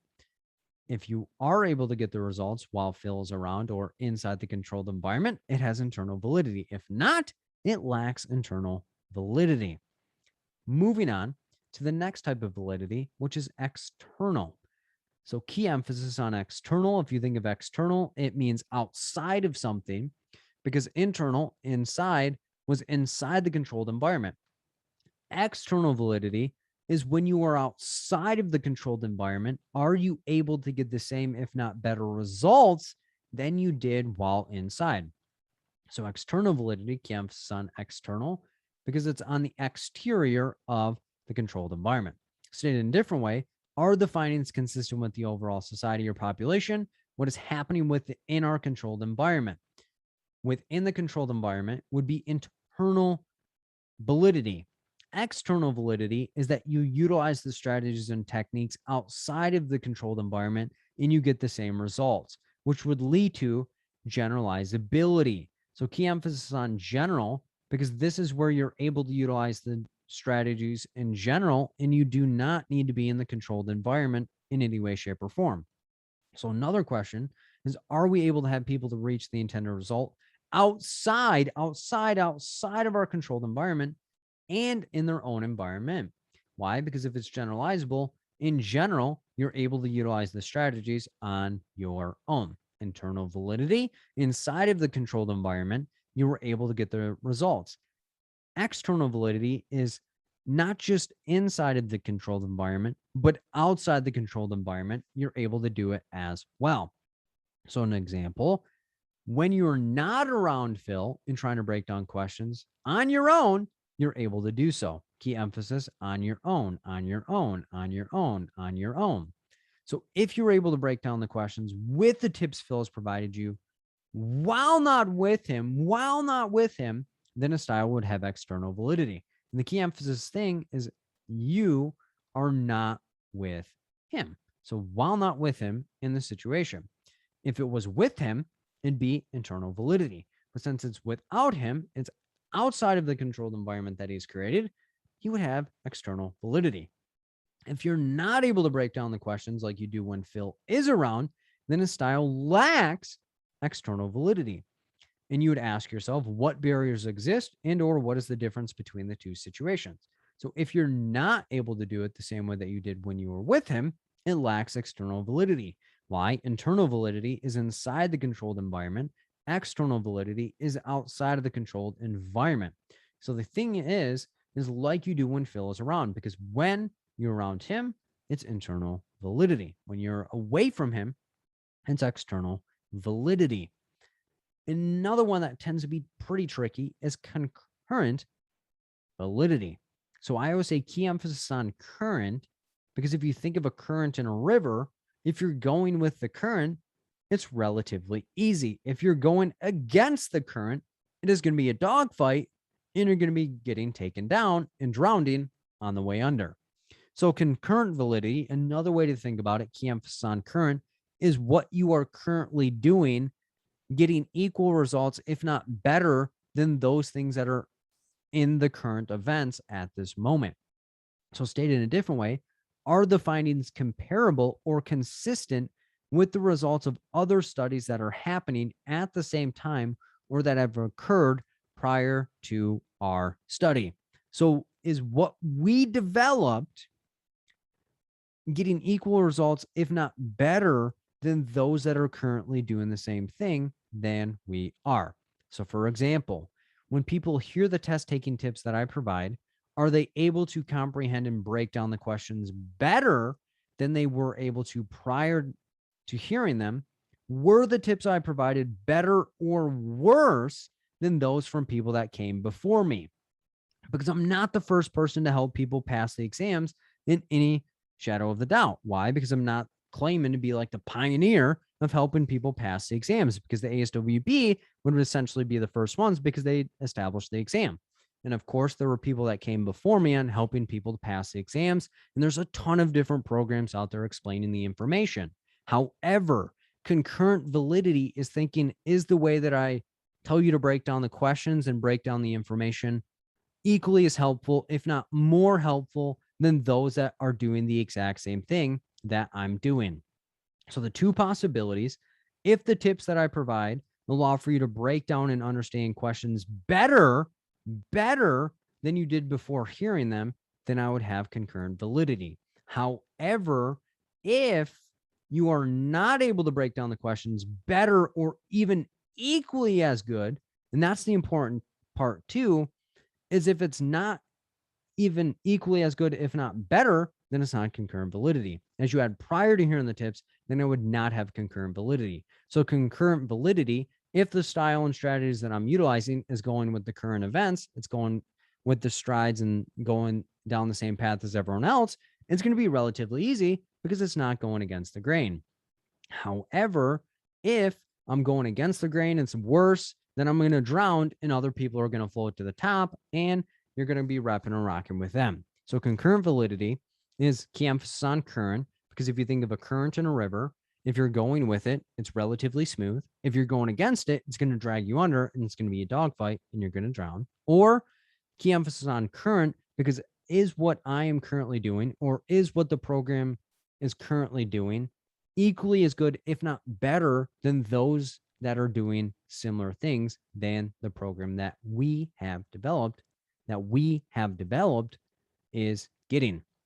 Another type of validity is predictive validity. So key emphasis on predict, because this is where you try to predict the findings of your program. So key emphasis on predict, because you attempt to predict that what you're doing is actually going to have some meaningful impact. So stated in a different way, are the findings consistent with what we thought that we would find? If not, then how do they differ? So for example, when I host study groups, I hope that people will feel more confident and comfortable around topics such as research, program development, and program evaluation. So if people are more confident and comfortable after my study groups, then I'm predictively valid. Why? Because I predicted that when people attend my sessions, they'll feel more comfortable, confident, and build themselves up to go into the exam to kick it directly in the chest to get the job done. And if people boo me off the mic and they're more confused or have less confidence, then I would lack predictive validity based on the fact that I predicted that I'd be effective. However, I subsequently was ineffective in the situation. So predictive validity is when you predict something to happen, and if it comes true, you're predictively valid. If it's untrue or it wasn't the case, then you did not have predictive validity because you didn't predict the right things. So let's go back and do a quick review of each type of validity. So internal validity, key emphasis on internal, think of something inside, because internal validity is inside of the controlled environment that you're examining. People are getting the results that you hope that they get. Another emphasis is on in, because when you're in the environment, you feel great. Going through the example again, if you're able to break down the questions and fill is around, then you would have internal validity. Why? Because you're inside his controlled environment and you're getting the intended result. If you're not able to break down the questions while Phil is around, what barriers exist or what needs to change to allow for you to reach your intended result? Because again, internal validity is inside the controlled environment, you're able to get the job done. If you do not have internal validity, the likelihood of you having the other types of validity are very unlikely. But if you have internal validity inside the controlled environment, you would then try to branch out to external validity, because not just the people inside of your controlled environment, but you try to get it more generalizable to the general public. So external validity, key emphasis on an external, think of the exterior of a particular program. So in external validity, it's not just can people get the job done inside of your controlled environment, but when people are outside of the controlled environment in their own environment, are they able to kick butt like they did inside of your controlled environment? So for example, if you're able to break down the questions while with the tips Phil provided you while you were with him, and you're trying to execute them while you're away from him, and you're able to get the job done in the same way, then you would have external validity. If you're not able to break down the questions like you do when Phil is around, then a style lacks external validity, because in the controlled environment it worked, but in the external or exterior of the controlled environment, it did not work. Concurrent validity, key emphasis on current, because we're examining, is the program or study that we're doing equally as good, if not better, than what is currently going on at this moment? Going over the example again, if the tips that I provide allow for you to break down and understand questions better than you did before hearing them, then I would have concurrent validity, because it's equally as good, if not better, than those people that are also helping people at the current moment. If you're not able to break down the questions better or even equally as good as you had prior to hearing the tips that I share, then I would lack concurrent validity. Predictive validity, key emphasis on predict, because this is where we attempt to predict the results that we will see within our study.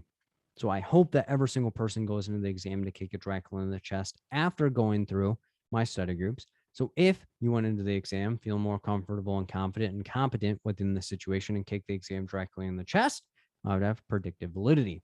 If you do not go into the exam confident and comfortable and you feel incompetent within the situation and fail your exam, I would lack predictive validity, because I didn't predict that people would hate my style, not want to utilize it, and go into the exam and fail. So those are different ways to be able to recognize and apply the different validities within the world. The last concept that we'll look at is reliability. The easiest way to be able to recognize and apply reliability is key emphasis on reliable. So if you think of somebody that's reliable in your life, regardless of what's going on, they are always going to come through and you're going to get the same results. So reliability measures the degree that what we are doing is consistent with the findings of someone else who is doing the same thing or that is trying to replicate our study. So reliability is if somebody were to do the same thing that I'm doing, they would get similar results that I get based on the fact that the setup and what I'm doing is reliable. So a couple of questions are we able to get the same result with future attempts? So if I were to do a Sunday study group every single Sunday and people were coming and saying it was helpful, I would have reliability because the setup and the way that I explain things is effective. If only one Sunday people came and then no one came afterwards, I probably wouldn't have reliability because my system would suck. As well as, can other people do the same program or study groups as I can? And are they able to get the same results that I do? So, for example, my roommate starts doing Sunday study groups and he plans to do them from 7 and 9 p.m. Eastern time, covering the same topics that I do. Would he be able to get the same result or turnout as I could?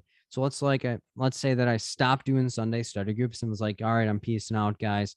My roommate is now going to start doing them in my place. If he's able to get the same turnout or help people in the same way that I did, the setup and strategies and techniques that I provided would have reliability because it was reliable for him to get the same results. Another example, when people utilize the acronym SFARFE, will they have a higher likelihood of passing their ASWB exam? High reliability, would people use it and pass and kick it directly in the chest to get the job done? Low reliability is people would use it and fail harder than they ever have based on the fact that the strategy would have variability in their ability to be able to execute in the situation. So reliability is just if somebody is doing the same thing that you're doing or following the same steps that you're telling them to, are they able to get the same results that you get?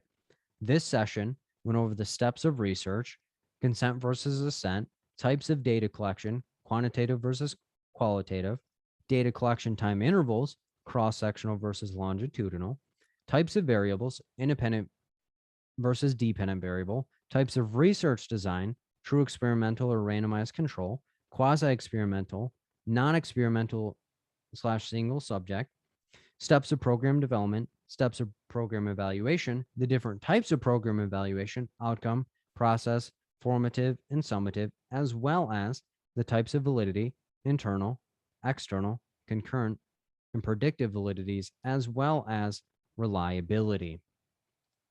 But the goal, again, is not to memorize anything, but it's simply to be able to recognize and apply the concepts when you see them in question. So if you had listened to this and was like, man, I'm not really sure if I know everything, slow down, break it down into manageable pieces so that way you're able to recognize and apply them in questions, not memorize anything, because the exam doesn't want you to be able to teach it. It wants you to be able to show up, select what you're looking at, and be able to kick it directly in the chest to get the job done. Question 1. A social worker and a family agency is working with adolescents that struggle with anxiety. The social worker has been struggling to make progress with her clients and is starting to become overwhelmed. The social worker recently attended a conference on evidence based practices for anxiety and feels that the modality could be helpful for her clients. The social worker begins receiving supervision for the modality and offers it to all of her clients to help improve their situation. What research design best explains how the social worker is delivering the services? A, true experimental, B, quasi experimental, C, single subject, D, experiential learning. And when you have your answer, type the word happy in the chat.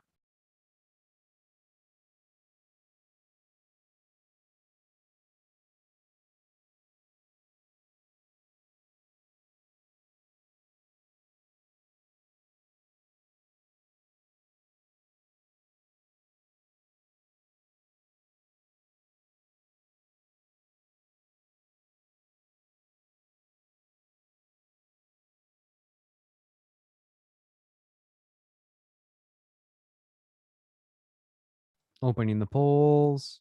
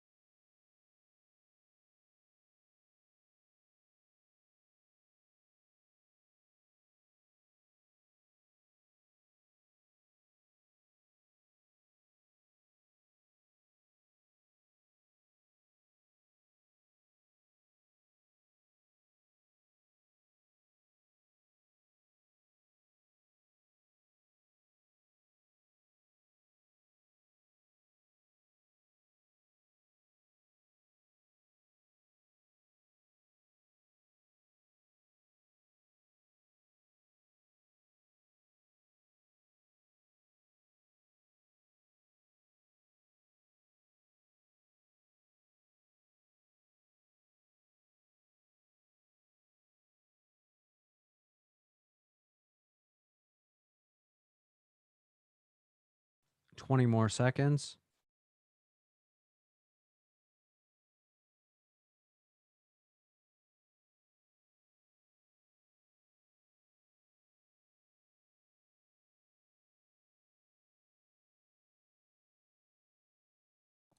Shutting down the polls. The majority think it is B. Second place is C. Third place is D. Fourth place is A.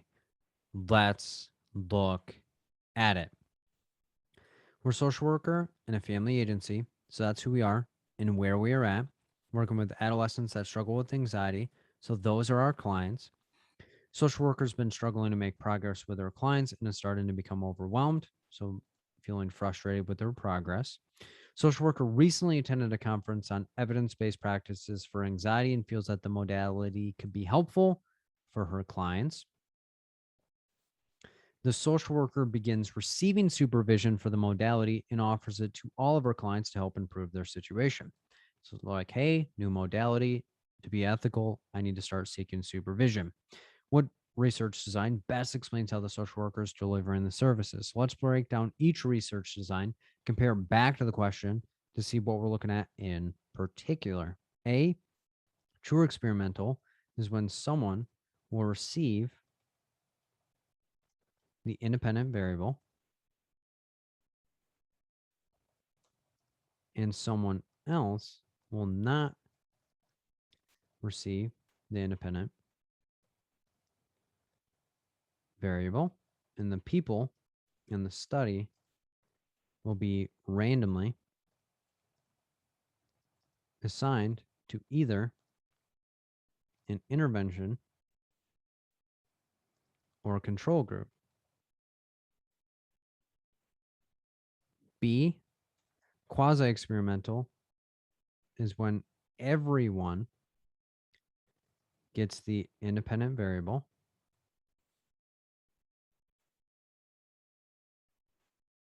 and there is no randomization or control group. So quasi-experimental, think of quasi-modo, think of an army. C, single subject is when someone is their own control and the change is dependent on their motivation to change. So the social worker does not impact the person's change. D, experiential learning is when a person is going to experiment with their clients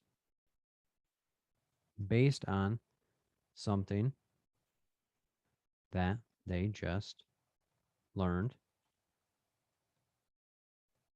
Phil made this answer up just to fill some space.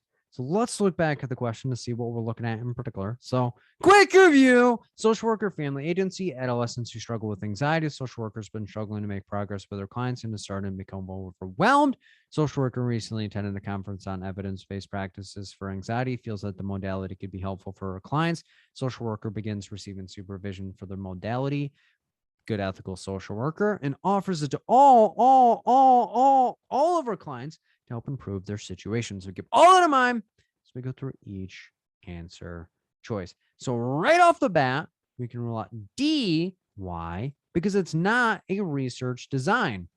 And the exam oftentimes may put an answer in there just to trick you because you're like, well, she is kind of experimenting within this situation. Bad moves, bad vibes. If it's not a research design, it would not be considered an answer. But a huge thing that we have to keep in mind is she offers it to all of her clients. Therefore, A would be ruled out because A, true experimental, would require that she introduce the new modality to some of her clients while also omitting the modality from another set of clients that she would be unaware of because, again, it's randomized in who gets the modality versus who does not. And if she is struggling to make progress, she's not going to restrict the modality from part of the clients that may not be getting the progress that they could be getting if she implemented the new strategies. So now we have to ask ourselves, quasi-experimental, is she giving it to everyone, or single subject is where she's providing the modality to the clients to deliver to themselves, and they have to track their progress within the situation. So let's look back at the question to see what we're looking at in particular. Social worker, family agency, adolescents who struggle with anxiety. She's struggling to make progress, starting to feel overwhelmed. So then she goes to a conference to get more skills and strategies to help her clients because she doesn't feel like the needle's moving at all. She begins receiving supervision. Good on her, because again, in order to be an ethical social worker, if we're delivering a modality, we have to either be competent in that modality or receiving supervision from somebody that is competent with that modality to not indirectly or directly cause harm to our clients, and offers it to all of the clients.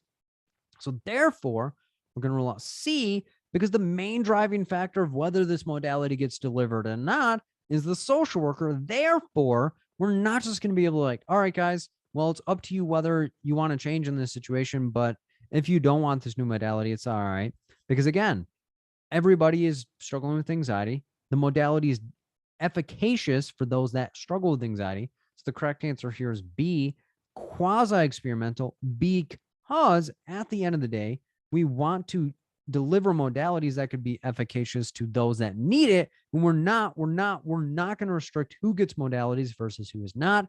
A, true experimental is incorrect, because that would mean that some get the modality and others do not, but it would have to be randomly selected. So the social worker wouldn't be able to tailor to specific people, because again, the modalities for those that struggle with anxiety, and all of the people that she sees are adolescents that struggle with anxiety.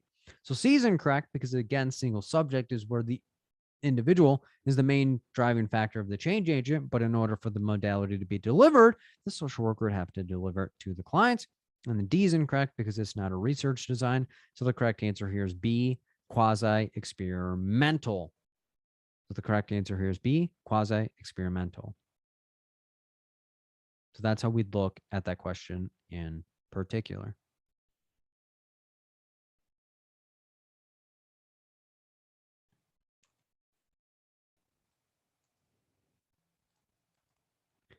Question 2. A social worker in an outpatient clinic is asked by the psychiatrist that she works with to help her test out the effectiveness of a new medication that helps decrease the symptoms of depression. The social worker has multiple clients who would benefit from this medication. What would be the best research design for them to use to test the medication? A, single subject. B, quasi-experimental. C, true experimental. D, double-blind, two-variable study. And when you have your answer, type the word hope in the chat.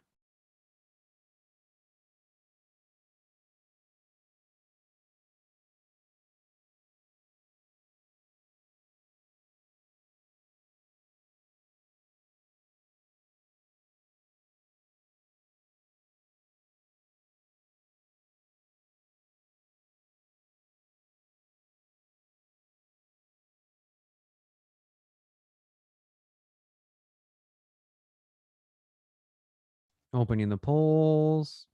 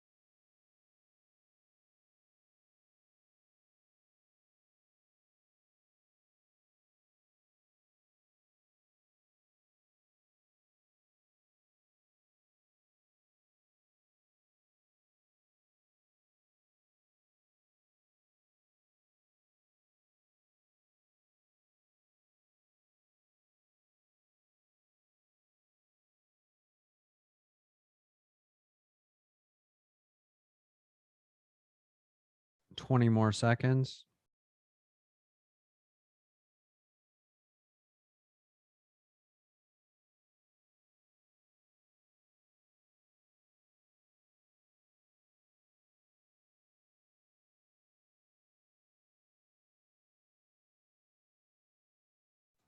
Shutting down the polls. The majority think it is C. Second place is A. Third place is B. Fourth place is D. Let's look at it. We're a social worker in an outpatient clinic, so that's who we are and where we're at. We're asked by the psychiatrist that we work with to help test out the effectiveness of a new medication. So that is what's going on in this situation. The medication helps decrease the symptoms of depression. So the medication, antidepressant. The social worker has multiple clients who would benefit from this medication. What would be the best research design for them to use to test the medication? Let's break down each research design, compare back to the question to see what we're looking at in particular. A single subject is when someone is their own control and the change is dependent on their motivation to change.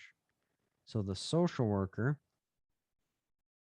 does not impact the change. B, quasi-experimental, is when everyone gets the independent variable.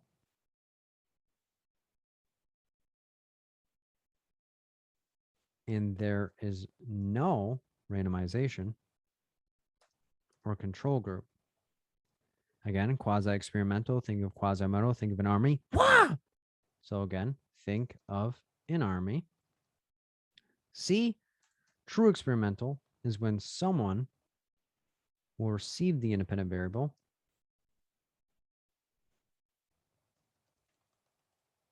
and someone else will not receive it. The people in the study will be randomly assigned to an intervention group or control group.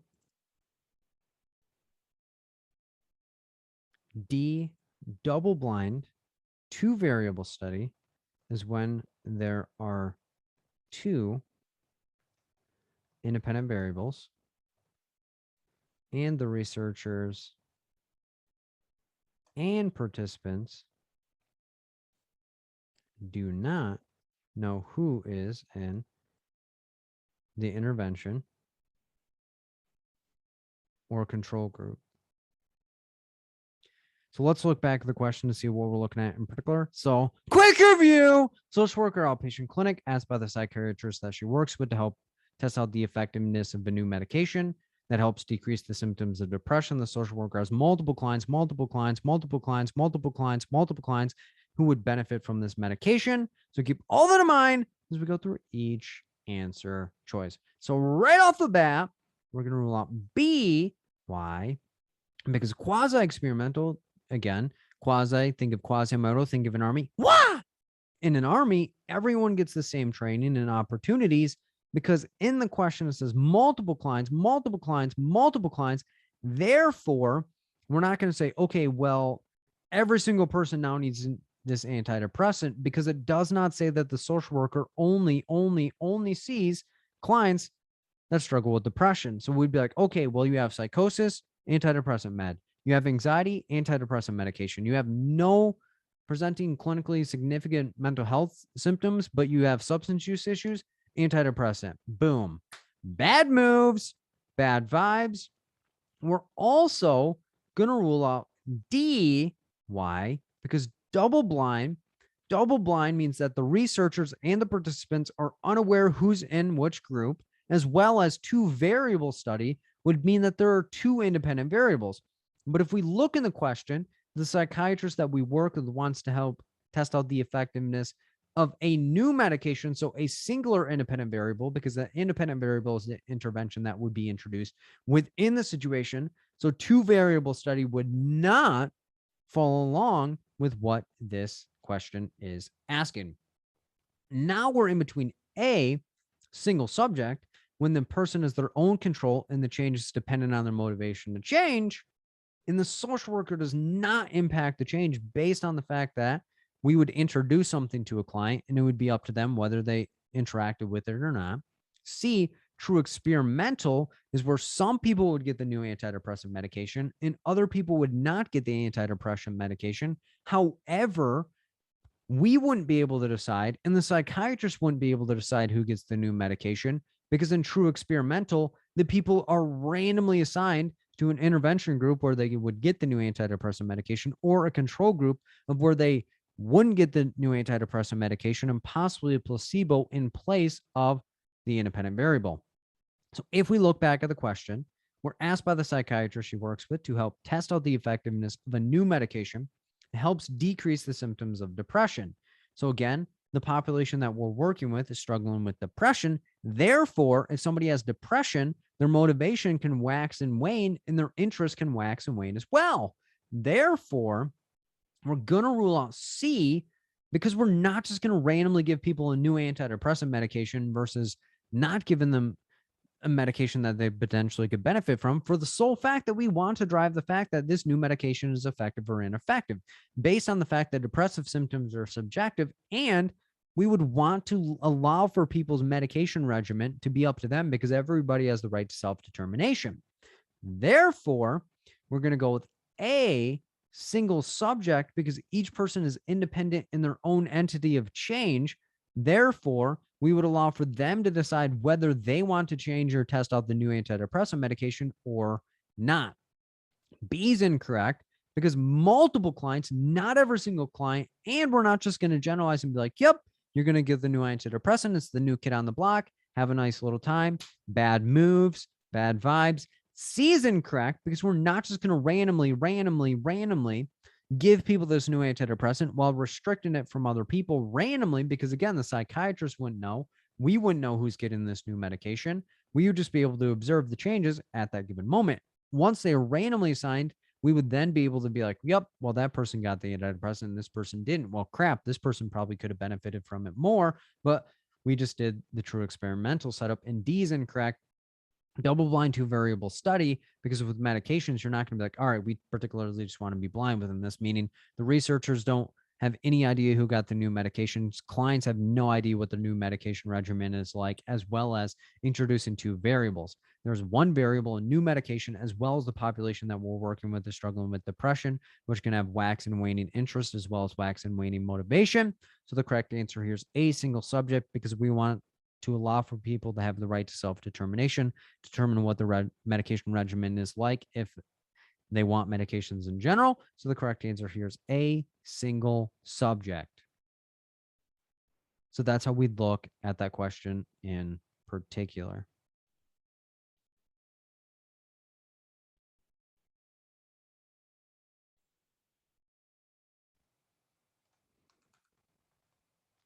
Question 3. A social worker in a community mental health clinic is asked by her clinical director to audit the substance use clinicians at their agency to ensure that they are utilizing the evidence-based practice implemented earlier this year. The social worker has found that the majority of social workers have been utilizing the modality, yet are not seeing positive client outcomes. What should the social worker tell the clinical director in this situation? A, the evidence-based practice has high reliability. B, the evidence-based practice has low reliability. C, the evidence-based practice has concurrent validity. D, the evidence-based practice has internal validity. And when you have your answer, type the word joy in the chat.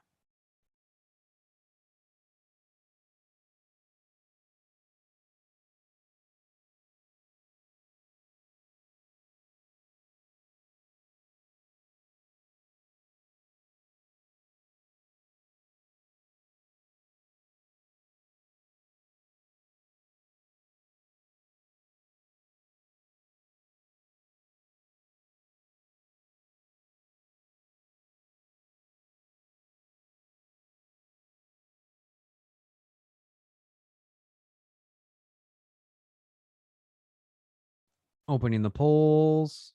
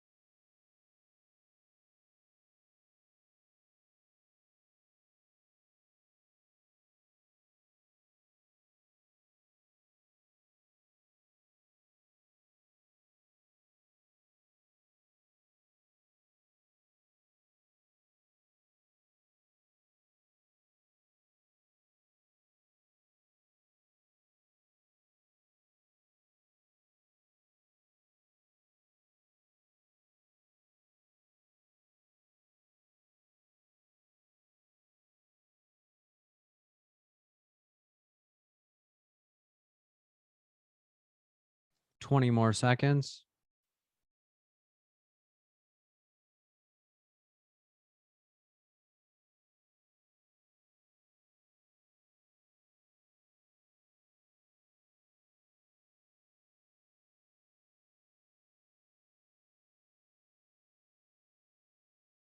Shutting down the polls. The majority think it is B. Second place is D. Third place is C. Fourth place is A. Let's look at it. We're a social worker and a community mental health clinic, so that's who we are and where we are at.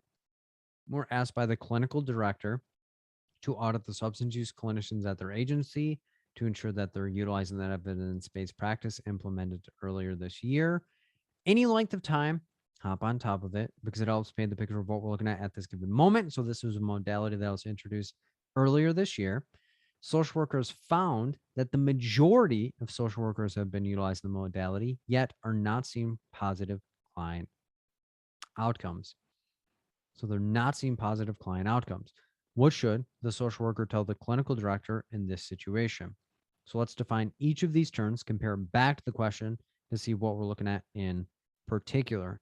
The evidence-based practice has high reliability, would be when we implement an already established program and we see positive results from its implementation. B, the evidence-based practice has low reliability, would be when we implement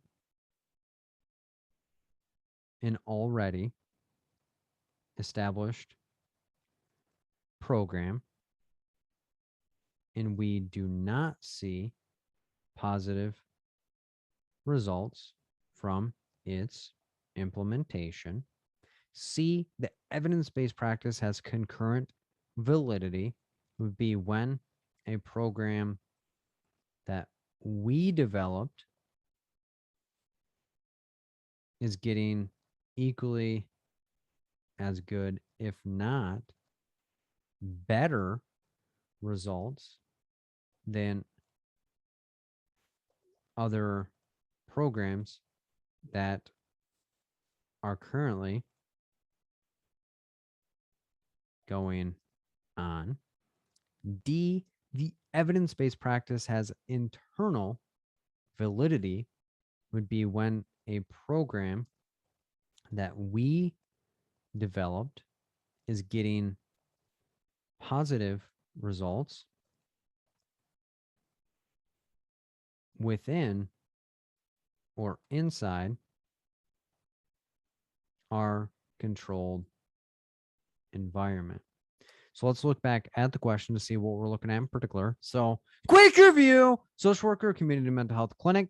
Clinical director asked us to audit the substance use clinicians at their agency to ensure that they're utilizing the evidence-based practice implemented earlier this year. Any length of time, hop on top of it because I'll just paint the picture of what we're looking at this given moment. So earlier this year, social workers found that the majority social workers have been utilizing the modality, yet are not seeing positive client outcomes. So keep all that in mind as we go through each answer choice. So right off the bat, we're going to rule out C and D. Why? because validity would be when we develop the program. But if we look back at the question, it's not a modality that we particularly created. It's one that they are utilizing and that was implemented. It was implemented, not created by us. So validity is only based on a program that we have specifically developed and or created. We have simply been utilizing an evidence-based practice that already existed. So C would be incorrect because concurrent validity, we can't really gauge if our program, because we didn't create it. And D would be incorrect because it's not gauging whether the program we developed in our own controlled environment would be effective and or ineffective. So C and D would be ruled out immediately. Now we have to ask ourselves, A, the evidence-based practice has high reliability, or B, the evidence-based practice has low reliability. High reliability is that if we utilize a program that has already been created, we're getting the similar, if not better results than they were when they were introducing it. Or B, the evidence-based practice has low reliability, meaning we're not getting the same, we're getting worse results, and we're not really getting that many results in general. So let's look back at the question to see what we're looking at in particular. So it's not a particular program. We just started implementing it earlier this year. The social worker found that the majority of social workers, so not even every single social worker is utilizing this new modality, has been utilizing it, and they're not seeing positive client outcomes. So not everyone is implementing this new modality, as well as the outcomes that we're seeing are not positive. Therefore, we're going to rule out A because high reliability would be one, every single person's utilizing it, and two, those that are utilizing it are seeing positive client outcomes.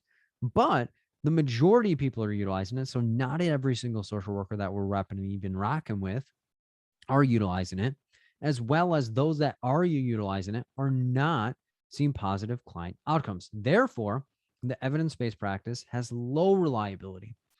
A is incorrect because high reliability would be that it is a reliable program, meaning it's been created by somebody else, but it's reliable. So that way, when we utilize it, we can count on it because we're seeing positive client outcomes. C is incorrect, concurrent validity, because it's not our program, but concurrent validity, key emphasis on current. Think of a river. We're going with the current. It feels great. When we go against the current, it's resistant. It's dragging us down and trying to kill us, as well as think of current events. Are we in the headlines for positive things and or negative things? Because concurrent validity is when a program that we developed is getting equally as good, if not better results than those that are doing the same things that we are. And D is incorrect because it's not our program, but internal validity would be that we're seeing positive outcomes in our controlled environment. So the correct answer here is B. The evidence-based practice has low reliability because not every single social worker is utilizing it, and those that are utilizing it are not seeing positive client outcomes, as well as it's not our intervention. It's one that we have been implementing that someone else created. The correct answer here is B. The evidence-based practice has a low reliability. So that's how we look at that question in particular.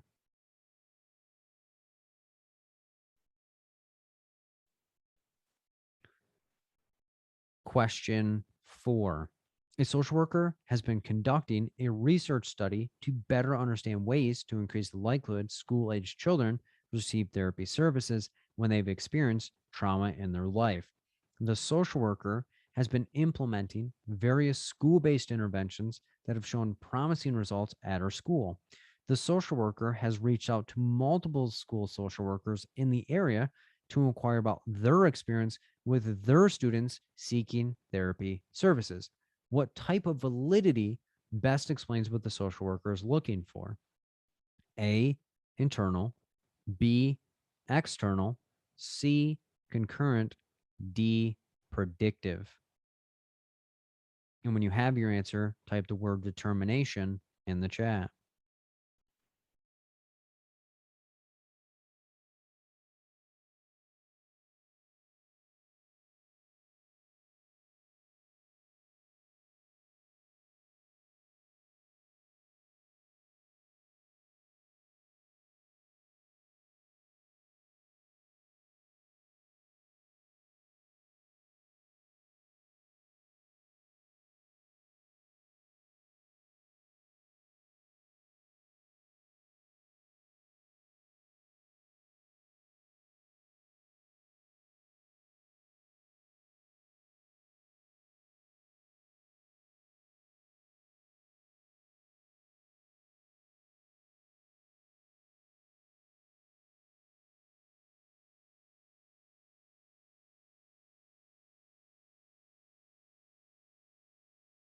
Opening the polls.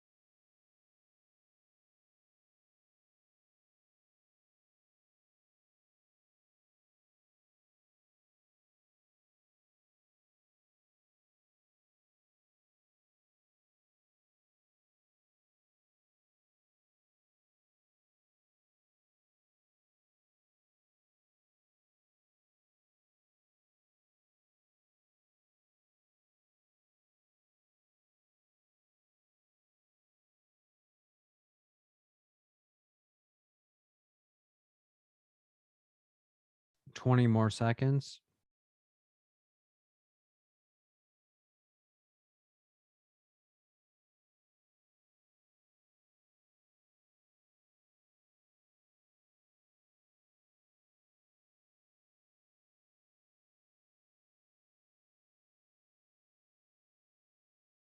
Shutting down the polls. The majority think it is B. Second place is C. Third place is A. Fourth place is D. Let's look at it. We're a social worker that has been conducting a research study. So that's who we are and what we are doing. And the research study is to better understand ways to increase the likelihood school age children receive therapy services when they've experienced trauma in their life. So that is the purpose of our research study that we've been conducting. The social worker has been implementing various school based interventions that have shown promising results at her school. So that's what we've been doing in addition to our research study. Social workers reached out to multiple school social workers in the area to inquire about their experience with their students seeking therapy services. What type of validity best explains what the social worker is looking for? Let's break down each type of validity, compare it back to the question to see what we're looking at in particular. A, internal, when we are looking to inquire about the effectiveness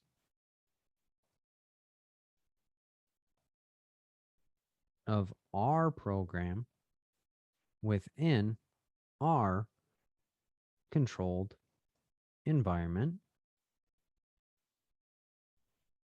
B, external validity is when we are looking to inquire about the effectiveness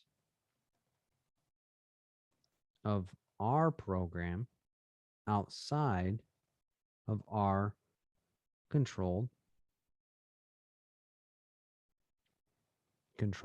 environment.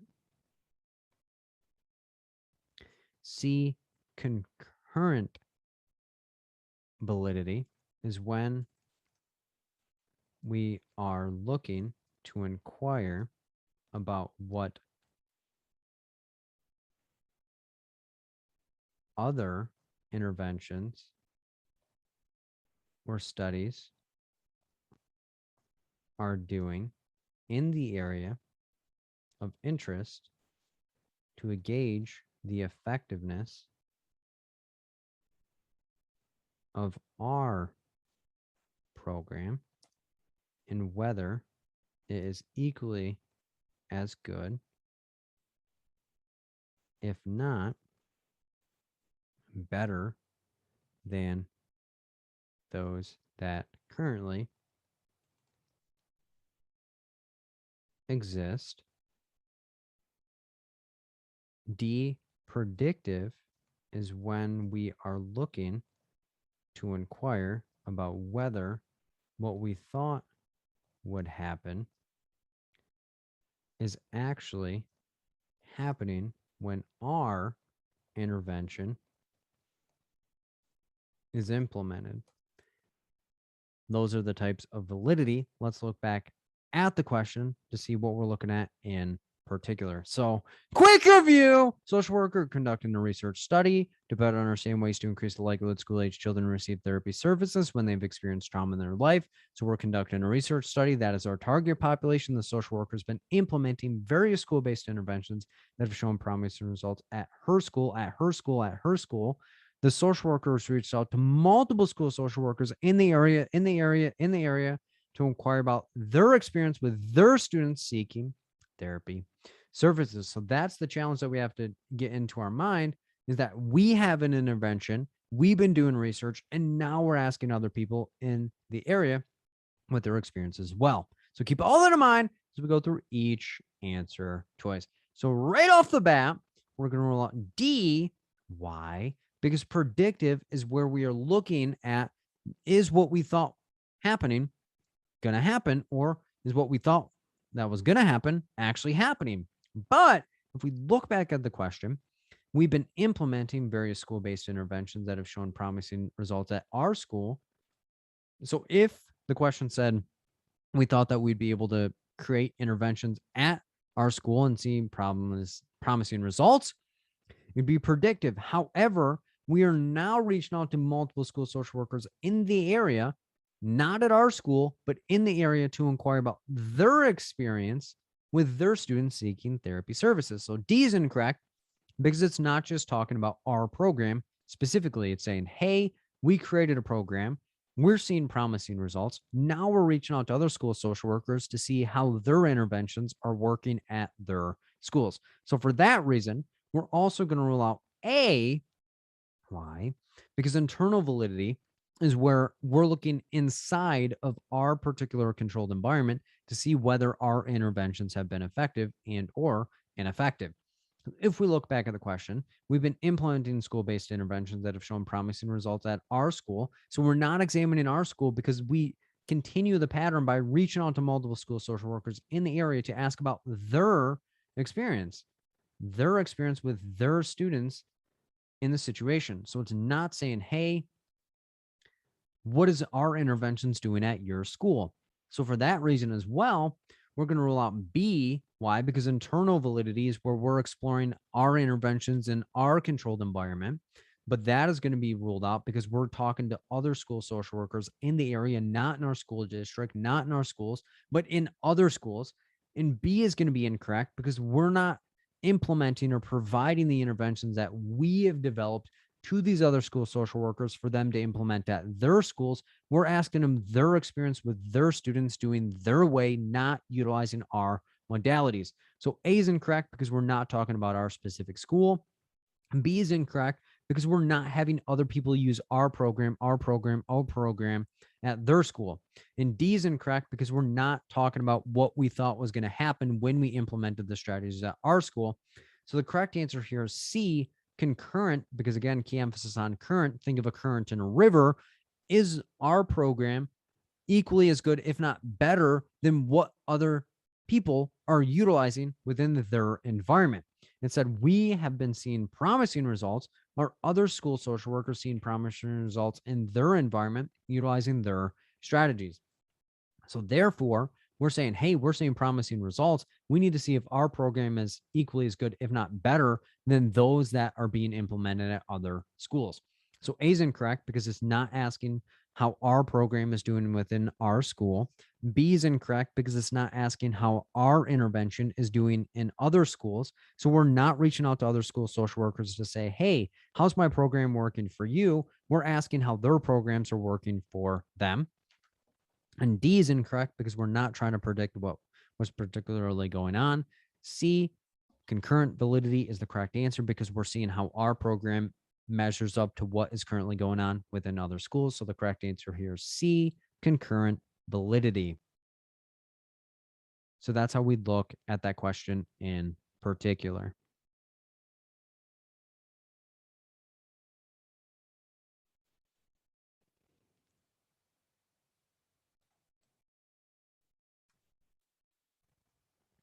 Question 5. A social worker is conducting an annual program evaluation of the implementation of transportation to the clients at her agency.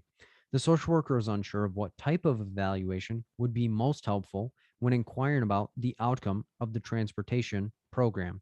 Which type of program evaluation would be most helpful to use in this situation? A, outcome, B, process, C, formative, or D, summative.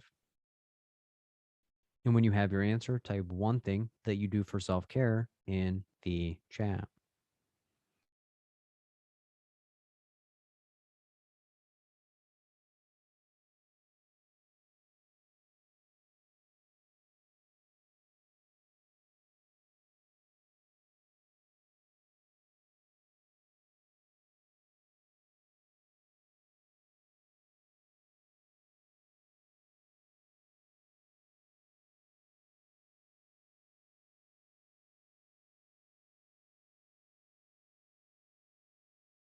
Opening the polls.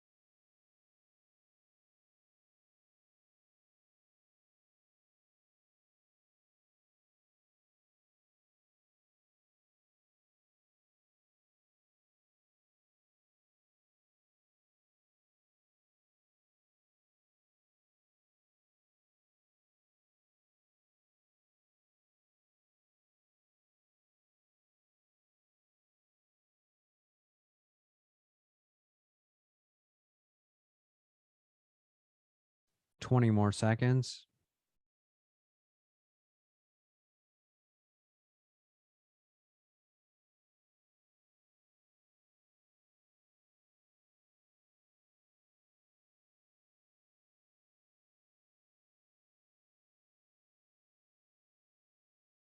Shutting down the polls.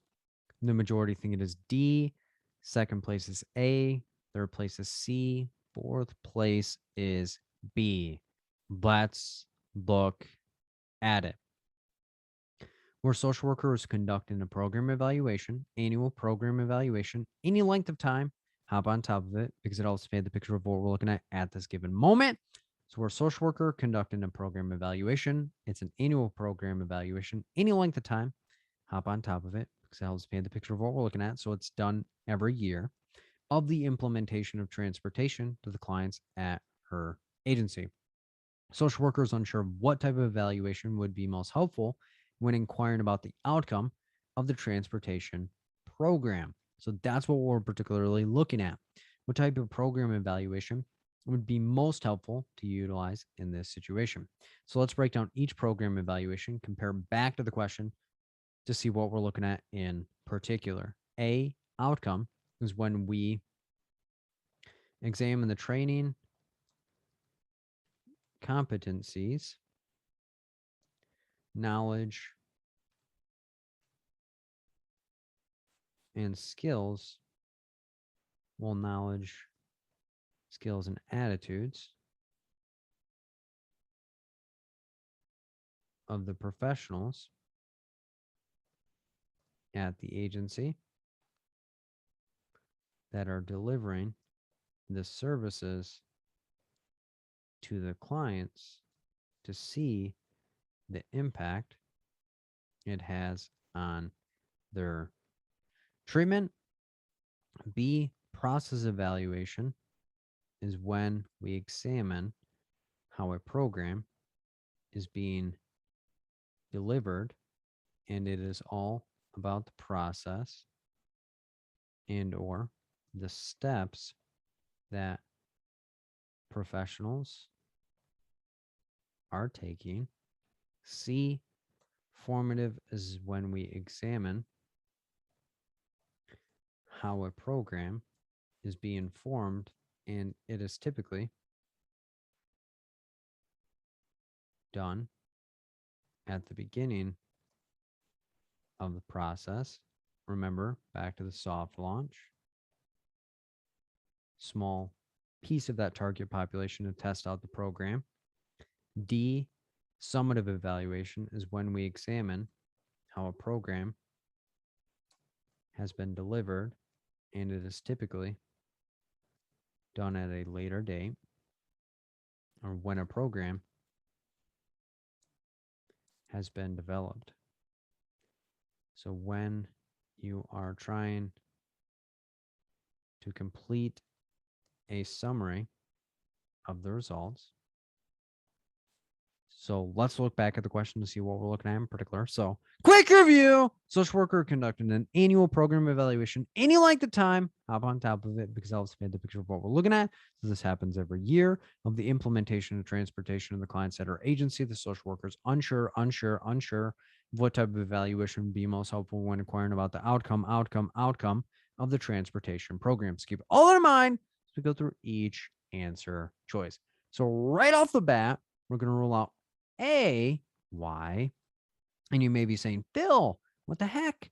We're looking at the outcome of the transportation program. Well, an outcome evaluation is not identifying the results, but what are the factors that can impact the results that the clients are receiving, such as the training, competencies, knowledge, skills, and attitudes of the professionals at the agency delivering the services. What impact does the professionals' variable characteristics have on the client's outcome? So that's going to be incorrect. Even though the question says outcome, you have to be careful to understand what the terms actually mean versus what words are actually in the answer choices. We're also going to rule out C, why formative is trying to identify the best possible form of a particular program. And this is an annual program evaluation. So it means the program is a year, if not longer, in age within the situation. So it's been going on for a year, if not longer. So therefore, formative would be ruled out as well. So now we need to ask ourselves, is it B, process, where we examine all the different processes that could be going on within the situation to improve this transportation program? Or are we looking at more of a summative of getting a summary of the entire transportation program and then identifying different ways that we can help improve it within the situation? So let's look back at the question. So it's an annual program evaluation. So it's kind of at that milestone of annual, if not biannual, review of the implementation of transportation to the clients at the agency. We're unsure of what type of evaluation would be helpful to identify the outcome of the transportation program. So B, process, would be more how we're carrying out the program versus the result of us carrying out that program. D, summative, would be, again, key emphasis on summary to get a summary of the results in the different implementations. So for that reason, B would be ruled out because B, process, is more focused on the step-by-step way for us to get the results that we're looking at versus the actual results that we're obtaining within the situation. The correct answer here is D, summative evaluation. A, outcome evaluation is incorrect because then the outcome is not what are the results of the situation, but what are the variable characteristics or things that can prevent the clients from getting the best possible results, such as the therapist or professionals, training, competencies, knowledges, skills, abilities, attitudes, or presentation that day. So that would be ruled out. C is incorrect because it's an annual program evaluation. So the program's been going on for a year, if not longer ago. So the correct answer here would be D, summative evaluation, because we'd be getting a summary of the entire program to identify things that have been working versus things that have not been working. The correct answer here is D, summative. So that's how we'd look at that question in particular.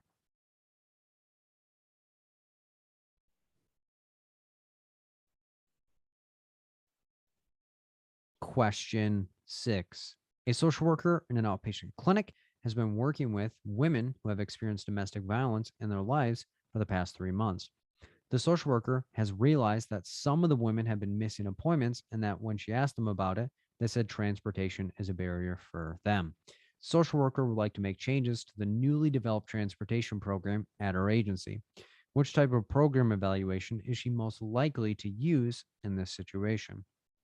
A, summative, B, process, C, formative, or D, internal. And when you have your answer, type one thing that you look forward to next week.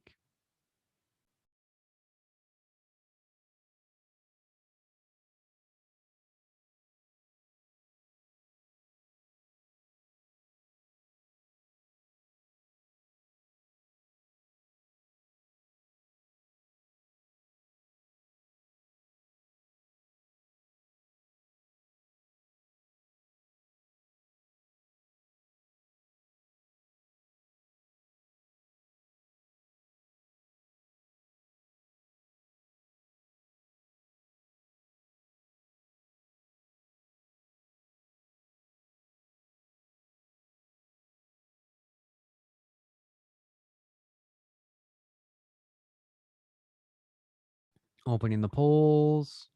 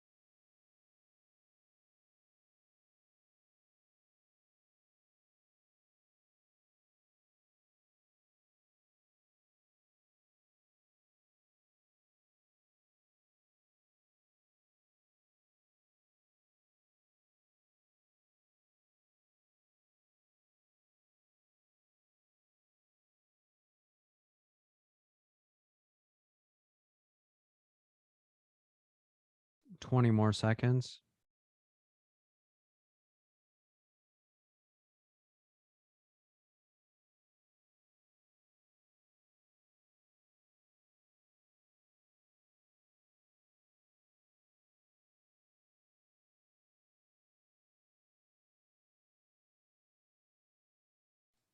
Shutting down the polls. The majority think it is C. Second place is B. Third place is D. Fourth place is A. Let's look at it. We're a social worker in an outpatient clinic. So that's who we are and where we're at, working with women who have experienced domestic violence. So those are our clients in their lives for the past 3 months, any length of time. Hop on top of it because it helps paint the picture of what we're looking at this given moment. So we've been doing this for 3 months, and that is important to give us some baseline of how long this program has existed. And the social worker has realized that some of the women have been missing appointments, and that when she asked them about it, they said transportation is a barrier for them. So that's what's going on within the situation, barrier to their treatment. Social worker would like to make changes to the newly developed transportation program at her agency. What type of program evaluation is she most likely going to utilize in this situation? A, summative evaluation is when we examine how a program has been delivered, and it is typically done at a later date or when the program has been delivered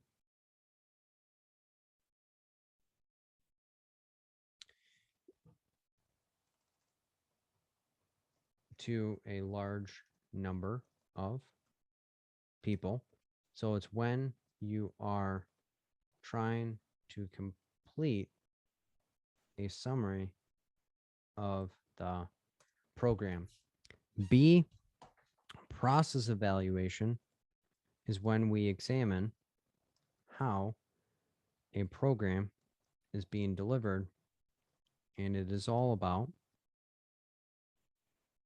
the process and or steps that the professionals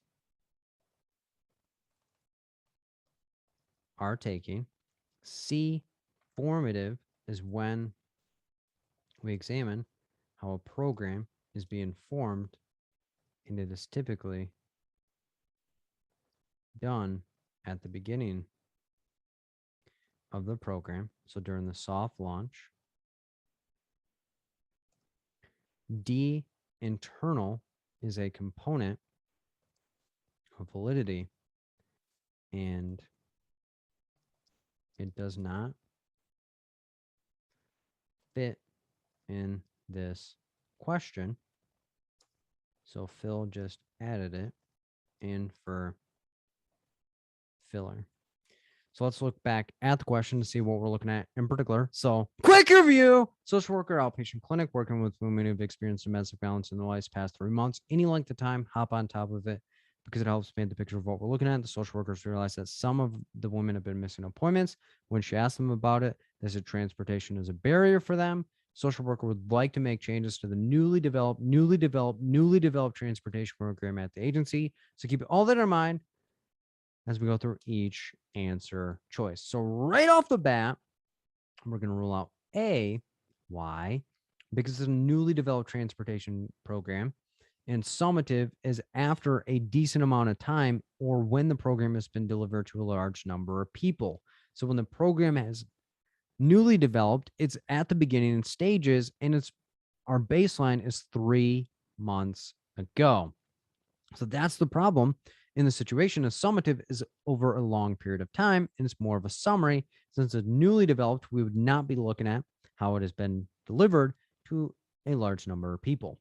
We're also going to rule out D. Why? Because it's not even a type of evaluation. It's a validity type. So bad moves, bad vibes. So now we're looking at B, process, when we're looking at the different steps and processes that are needed to be done in order for a program to be completed, not looking at the results, but looking at the different steps needed in order to carry it out. Or C, formative, when we examine how a program is being formed. It's typically done at the beginning, getting all the kinks out and all the different things that we particularly need to in order for us to have a better program. So for that reason, we're going to rule out B. Why? Because if we look back at the question, we've been doing this for 3 months. We realize that some of the people have been missing appointments. They said transportation is a barrier for them. It's a newly developed program, newly developed program, newly developed program, newly developed program. So the correct answer here is C, because we're just trying to get the best possible form of this program, and it's newly formed, so we can't scrutinize or criticize it too much. A is incorrect because we're not getting a complete summary because it's not being delivered over a long period of time, and it's not been delivered to a large number of people, and we're not trying to complete a summary of it. B is incorrect because we don't have a particular process that we're identifying because it's at the beginning stages, so we haven't really identified or solidified the process that need to happen. And D is incorrect because that's not a type of program evaluation. It's formative evaluation because that's where we're trying to get the best possible form of the program at this given moment, and we're mobilizing it and identifying different ways to improve it to then solidify it as a stronger program. So the correct answer here, C, formative evaluation. So that's how we look at that question in particular.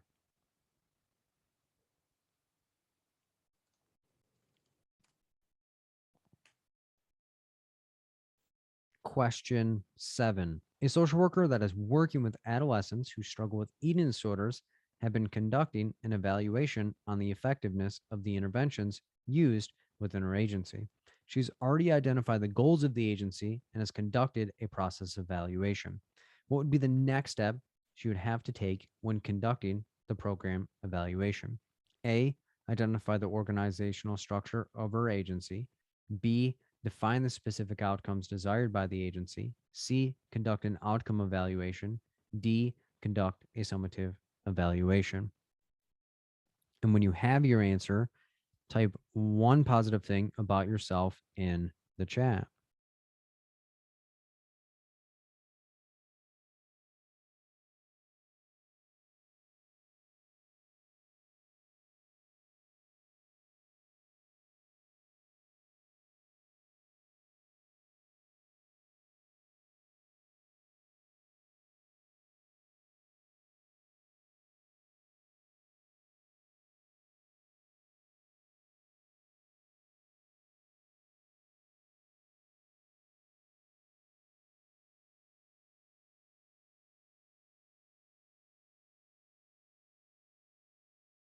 Opening the polls.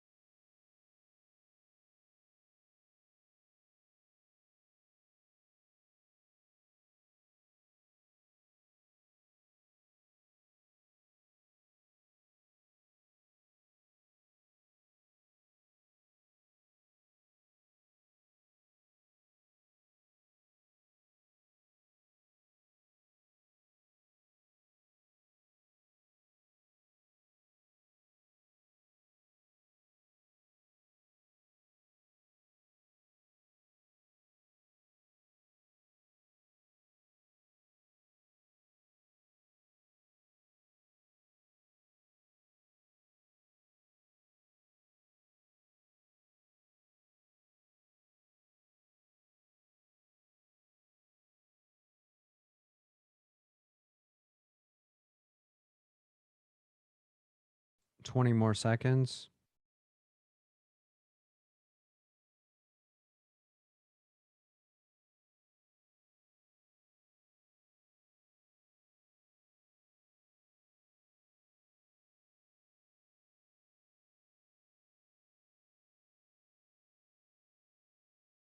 Shutting down the polls. The majority think it is B. Second place is C. Third place is D. Fourth place is A. Let's look at it. We're a social worker working with adolescents who struggle with eating disorders. So that's who we are. In the population that we're working with, we've been conducting an evaluation of the effectiveness of the interventions utilized in our agency.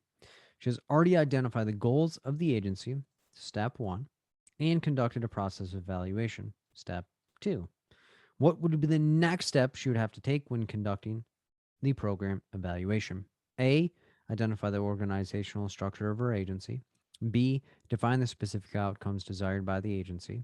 C, conduct an outcome evaluation. D, conduct a summative evaluation. So let's look back at the question to see what we're looking at in particular. So, quick review: social worker, adolescent struggling with eating disorder. So that's who we are in the population we're working with. We're conducting an evaluation of the effectiveness of the interventions. So the effectiveness of the interventions used with interagency.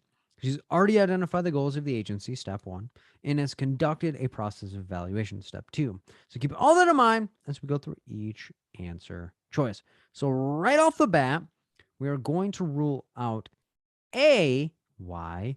Because in the steps, the organizational structure of the agency would be in step 1, where you're identifying the mission and vision statement and the policies and procedures, the chains of command, and identifying what the agency thinks they're doing versus what they are not doing. So at the end of the day, that has already been done because the main goal is the effectiveness of the interventions. So in our head, we would need to identify what interventions are they utilizing and what would be effectiveness within their agency. So A is incorrect. We're also going to rule out C because an outcome evaluation would come after we identify what we are particularly doing. The goals of the agency are the mission and vision statement of what we're particularly looking at. A process evaluation is our identifying the steps that would ideally happen within the agency. But at this given moment, we have no idea what the outcomes of the agency are, who we particularly need to be looking out for. So C would be like, okay, well, what are the barriers to these outcomes being accomplished by the professionals? Because an outcome evaluation is identifying the skills, competencies, abilities, attitudes, etc. of the professionals that are delivering the services to the clients. But at this given moment, we have no idea what the outcomes of the agency are. For that same reason, D is going to be ruled out because it has no length of time of how long the program has been going on or anything like that. And the main focus that we have is specifically on the effectiveness of the interventions, not of the entire program. So it's just this small sector of where the social worker is working with of the adolescents who struggle with eating disorders, not the effectiveness of the entire program or all the populations that are being served. So for that reason, the correct answer would be B. We would need to identify the specific outcomes desired by the agency prior to being able to do an outcome evaluation, as well as A. A is incorrect because it's already been identified when we identify the goals of the agency or the different policies and procedures, the chains of command, and all the mission and vision statement of the actual agency. C is incorrect because we need to identify what the specific outcomes are before we can identify whether professionals have any variable characteristics that could be impacting the outcomes.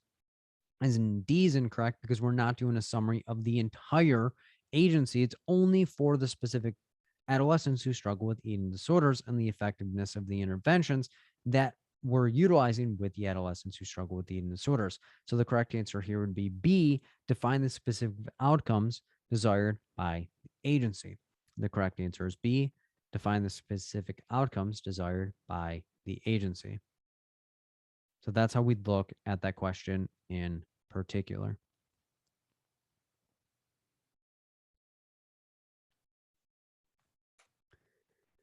Question 8 A social worker in a community mental health clinic has been attempting to develop a trauma-informed initiative at her agency to increase the quality of care for her clients.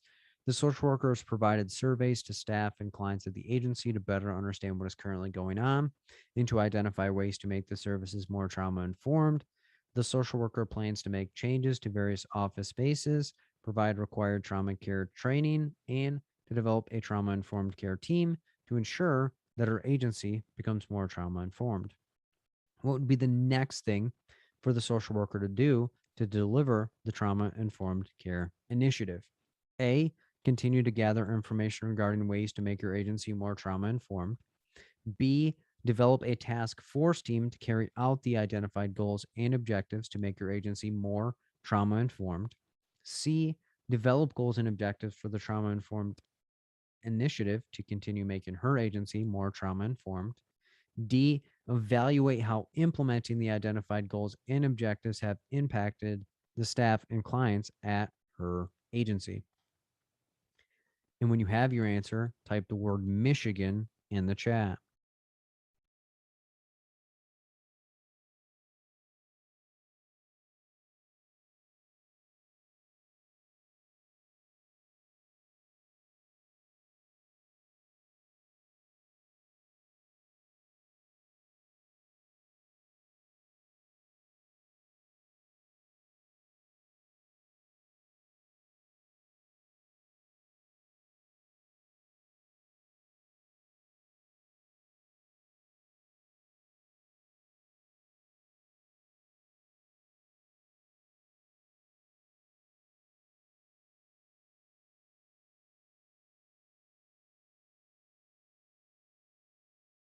Opening the polls.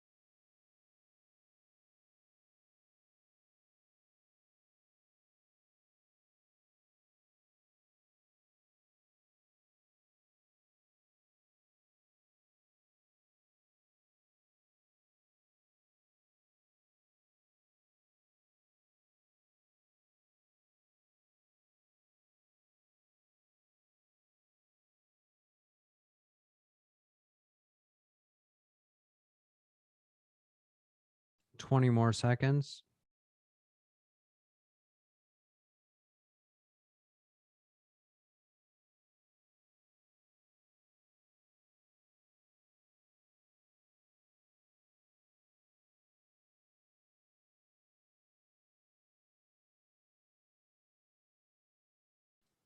Shutting down the polls. The majority think it is B. Second place is C. Third place is D. Fourth place is A. Let's look at it. We're a social worker in a community mental health clinic, so that's who we are and where we are at. We're attempting to develop a trauma-informed initiative at our agency to increase the quality of care for her clients. The social workers provided surveys to staff and clients of the agency to better understand what is currently going on and to identify ways to make services more trauma-informed. Social worker plans to make changes to various office spaces, provide required trauma-informed care training, and to develop a trauma-informed care team with the main goal to ensure that our agency becomes more trauma-informed.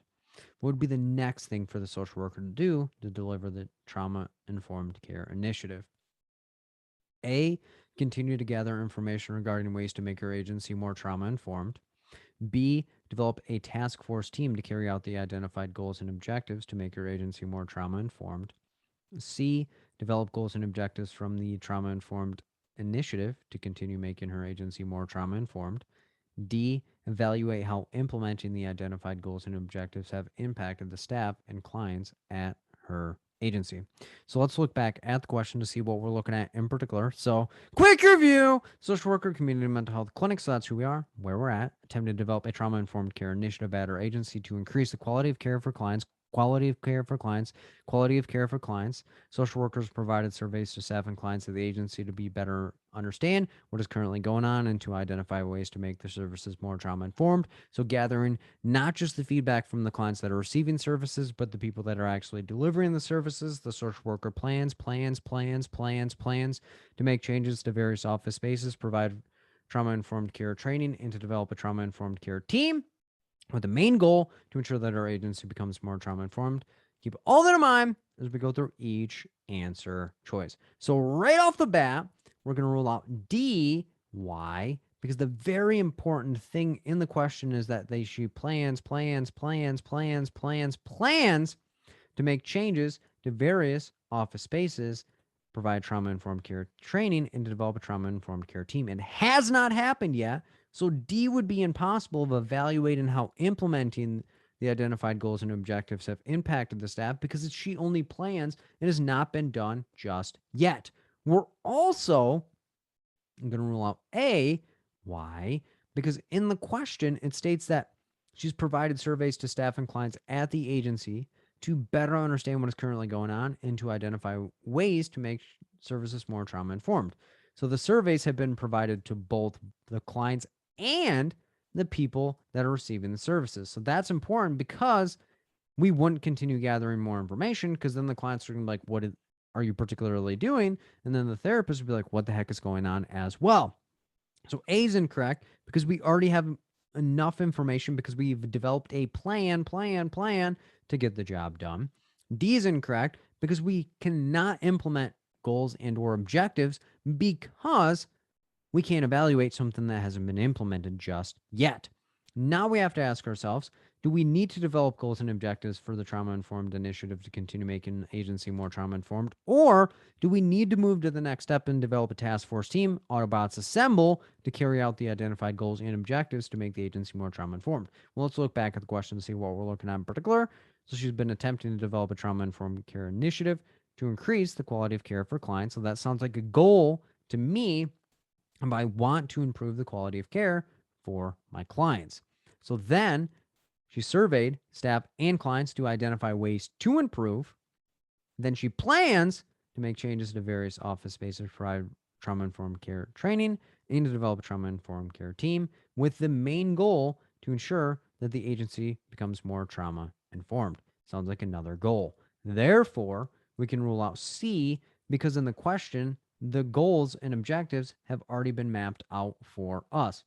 And it may not be clear of saying, okay, here are the goals and here are the objectives, but the question tells us quite clear.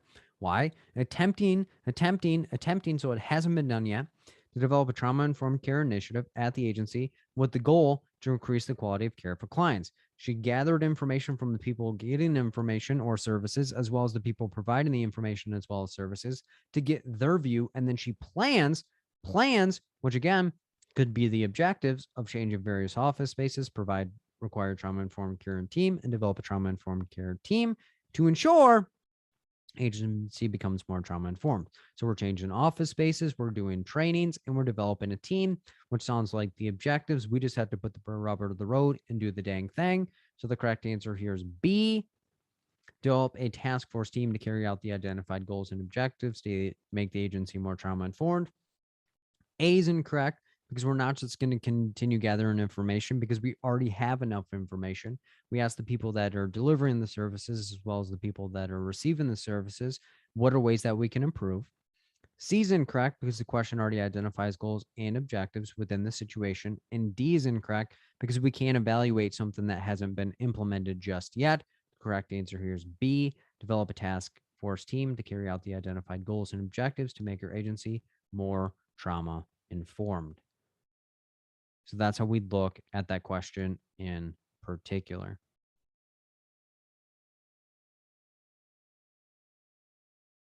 Question 9.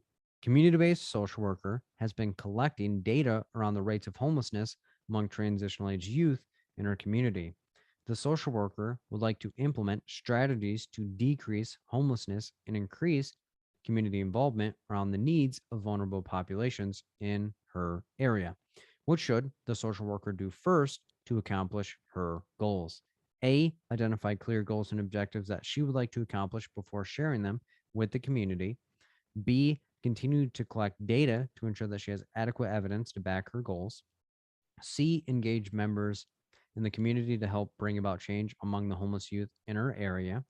D, speak with homeless transitional age youth to better inform herself about the issue. And when you have your answer, type one positive thing that you're blessed to have in your life right now.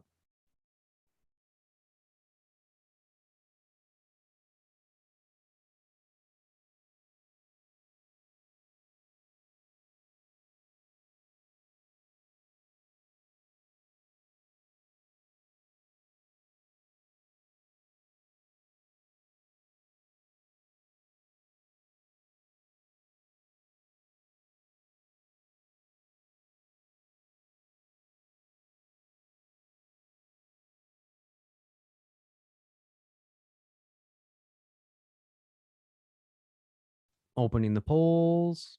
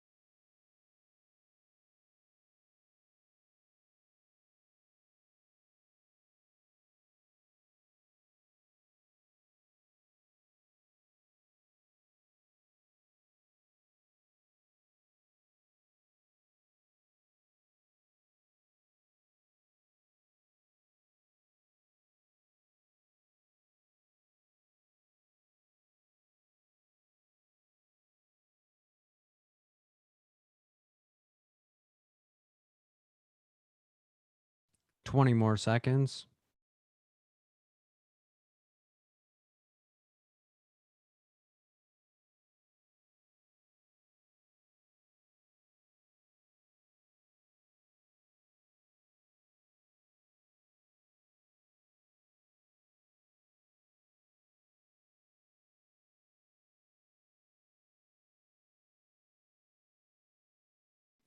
Shutting down the polls. The majority think it is D. Second place is A. Third place is C. Fourth place is B. Let's look at it. We're a community based social worker, so that's who we are and what our role is. We've been collecting data around the rates of homelessness among transitional age youth in the community. So that's what we've been doing at this given moment.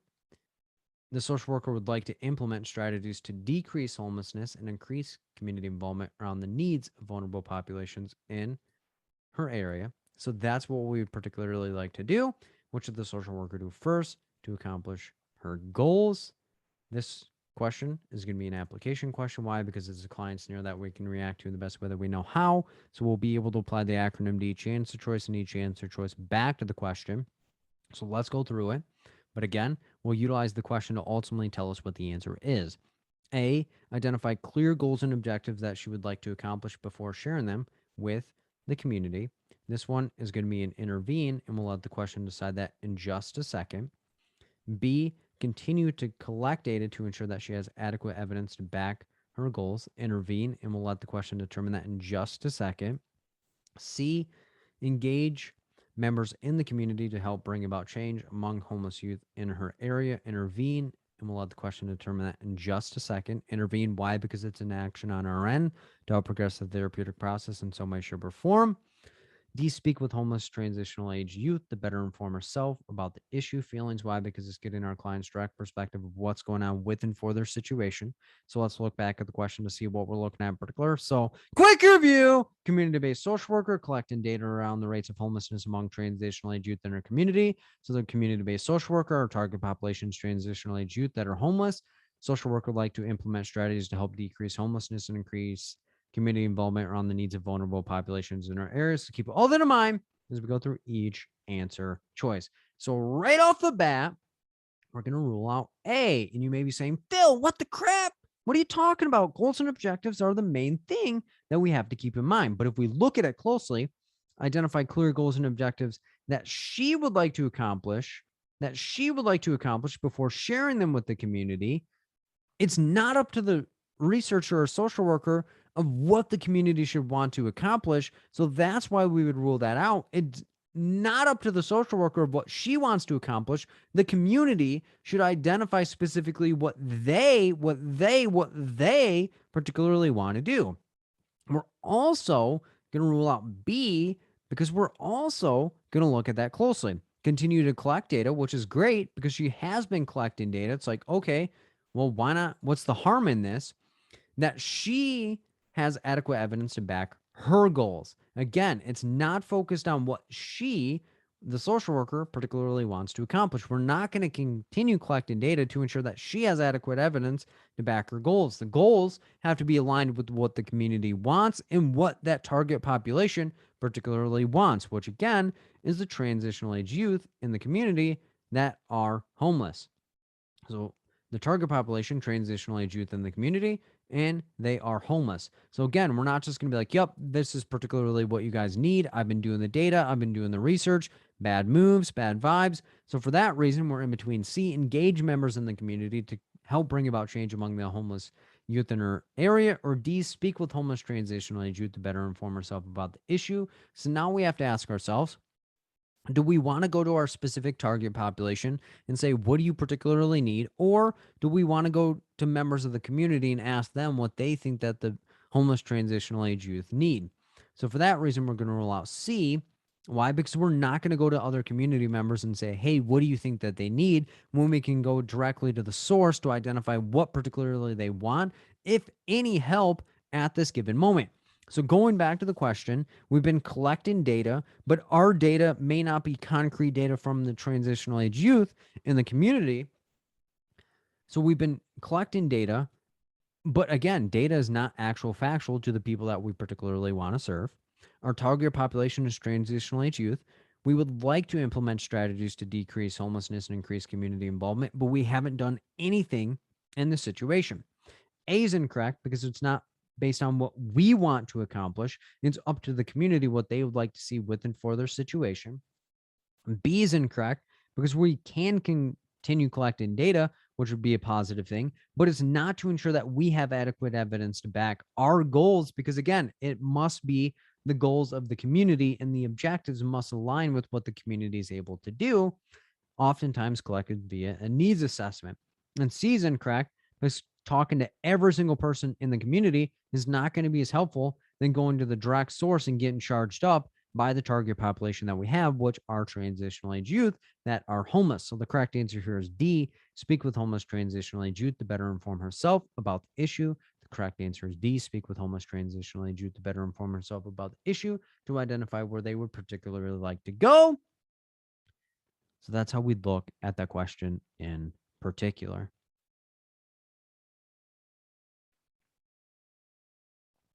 Question 10. A community-based social worker has been working with clients that struggle with chronic homelessness for the past 2 years. Throughout her work, she has realized that there's a high correlation between people who abuse drugs and those that are homeless. The social worker would like to develop a program to help decrease the amount of drug use among people who are homeless and hopes that it decreases the rate of homelessness in her area. What would the social worker need to do first in this situation? A, gather the needed resources to develop her program to decrease the rate of substance use in her community. B, work with some of her current clients to identify what would be helpful in decreasing the rate of homelessness. C, identify the desired outcomes that she would like to see as a result of her program. D, gather information from her colleagues to understand how they've assisted their clients that struggle with substance use to better inform her program. And when you have your answer, type one thing that you learned from the session today.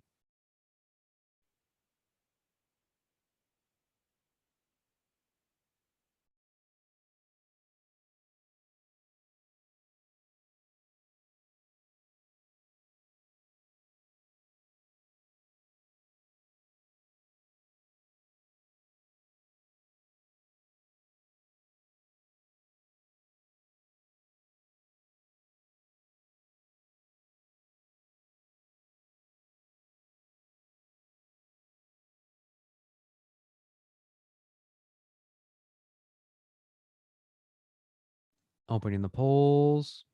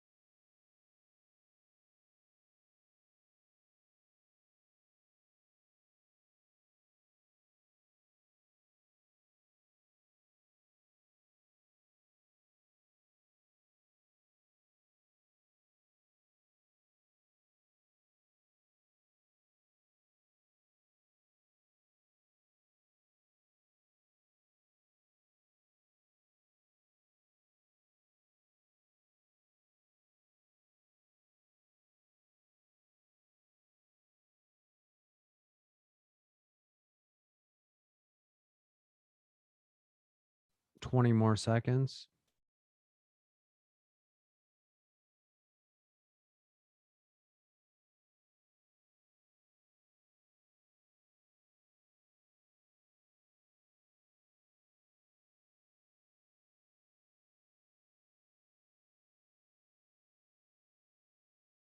Shutting down the polls. The majority think it is B. Second place is D. Third place is A. Fourth place is C. Let's look at it. We're a community-based social worker, so that's who we are and what our role is. We've been working with clients that struggle with chronic homelessness, so those are our clients in our target population for the past 2 years. Any length of time, hop on top of it because it helps paint the picture of what we're looking at. So throughout our work, any length of time, hop on top of it because it helps paint the picture of what we're looking at this given moment. So for the past 2 years, she's realized that there's a high correlation between people who abuse drugs and those that are homeless. So throughout the past 2 years, that is something we have identified. Social worker would like to develop a program to help decrease the amount of drug use among people who are homeless in hopes that it decreases the rates of homelessness in her area. What would the social worker need to do first in this situation? This can be an application question. Why? Because it's a client scenario that we can react to the best way that we know how. So we'll apply the acronym to each answer choice and each answer choice back to the question. But again, the acronym is not going to tell us the answer. Us connecting our answers back to the question is going to allow for us to be able to rule out each of them in an effective manner. A, gather the needed resources to develop her program to decrease the rate of substance use in her community. Assess why, because it's us gathering clinical data to help progress the therapeutic process in some way, shape, or form. B, work with some of our current clients to identify what would be helpful in decreasing their rate of homelessness. Feelings, why? Because it's getting their direct perspective of what's going on with and for their situation. C, identify the desired outcomes that she would like to see as a result of her program. Intervene, why? I equals I do something. It's us doing something to help progress the therapeutic process in some way, shape, or form. And we'll let the question determine that in just a second. D, gather information from our colleagues to understand how they've assisted their clients that struggle with substance use to better inform her program. Assess why, because it's us gathering clinical data to help progress the therapeutic process in some way, shape, or form. So let's look back at the question to see what we're looking at in particular. So quick review, community-based social workers. So that's who we are, where we're at, working with the clients that struggle with chronic homelessness for the past 2 years. Any length of time, hop on top of it because that will paint the picture of what we're looking at this given moment throughout her work. Any length of time, hop on top of it because it helps paint the picture of what we're looking at. So for the past 2 years, she's realized there's a high correlation between people who abuse drugs and those that are homeless. Social worker would like to develop a program to help decrease the amount of drug use among people who are homeless in hopes that it decreases the rate of homelessness in her area. So keep all that in mind as we go through each answer choice. So right off the bat, we're going to rule out C. Why? Because C is talking about the outcomes that we would like to see. And when we're developing a program, it has to be up to what the clients and the community are looking for at this given moment. C is saying identify the desired outcomes that she would like to see as a result of her program. We have to identify what the clients particularly need with and for their situation. Bad moves, bad vibes. Let's look back at the question before we're able to rule out any of the other ones. Community-based social worker working with clients who struggle with chronic homelessness So that is our primarily target population. It's been going on for the past 2 years. We realize there's a high correlation. Correlation does not equate to causation. Therefore, we cannot make claims based on our own anecdotal experience, based on the fact correlation does not lead to causation. And people who abuse drugs and those that are homeless. So that means that our correlation means like, okay, well, just because somebody is homeless doesn't mean that they're utilizing drugs, but a lot of people that are homeless are utilizing drugs. That would mean that everyone that uses drugs is homeless. That's not the case. It's correlation, not causation. Bad moves, bad vibes. So the social worker would like to develop a program. So the program doesn't currently exist to help decrease the amount of drug use among people who are homeless, in hopes that it decreases the rate of homelessness in the area. Therefore, we're also going to be able to rule out A because the program is not developed just yet. Again, we've been working with people that struggle with chronic homelessness for the past 2 years. We would like to develop a program. That does not mean the program currently exists. Because again, in order for us to gather the needed resources, we need to identify what in particular are the needed resources, as well as A is talking about decreasing the rate of substance use, when at the end of the day, our clients are people who struggle with chronic homelessness, and the ultimate goal is to decrease the rate of homelessness in her area. So again, the program would attempt to decrease the amount of drug use, but we're not even sure if the people that we've been working with, those that are struggling with chronic homelessness, actually want to address and assess their substance use with and for their situation.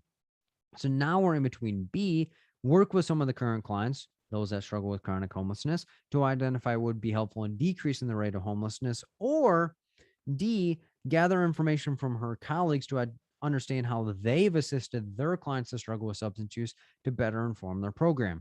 That is going to be ruled out because, again, our primary target population are clients that struggle with chronic homelessness. D is like, hey, I can go to colleagues that treat substance use disorders. They're going to be able to tell me the information that I need.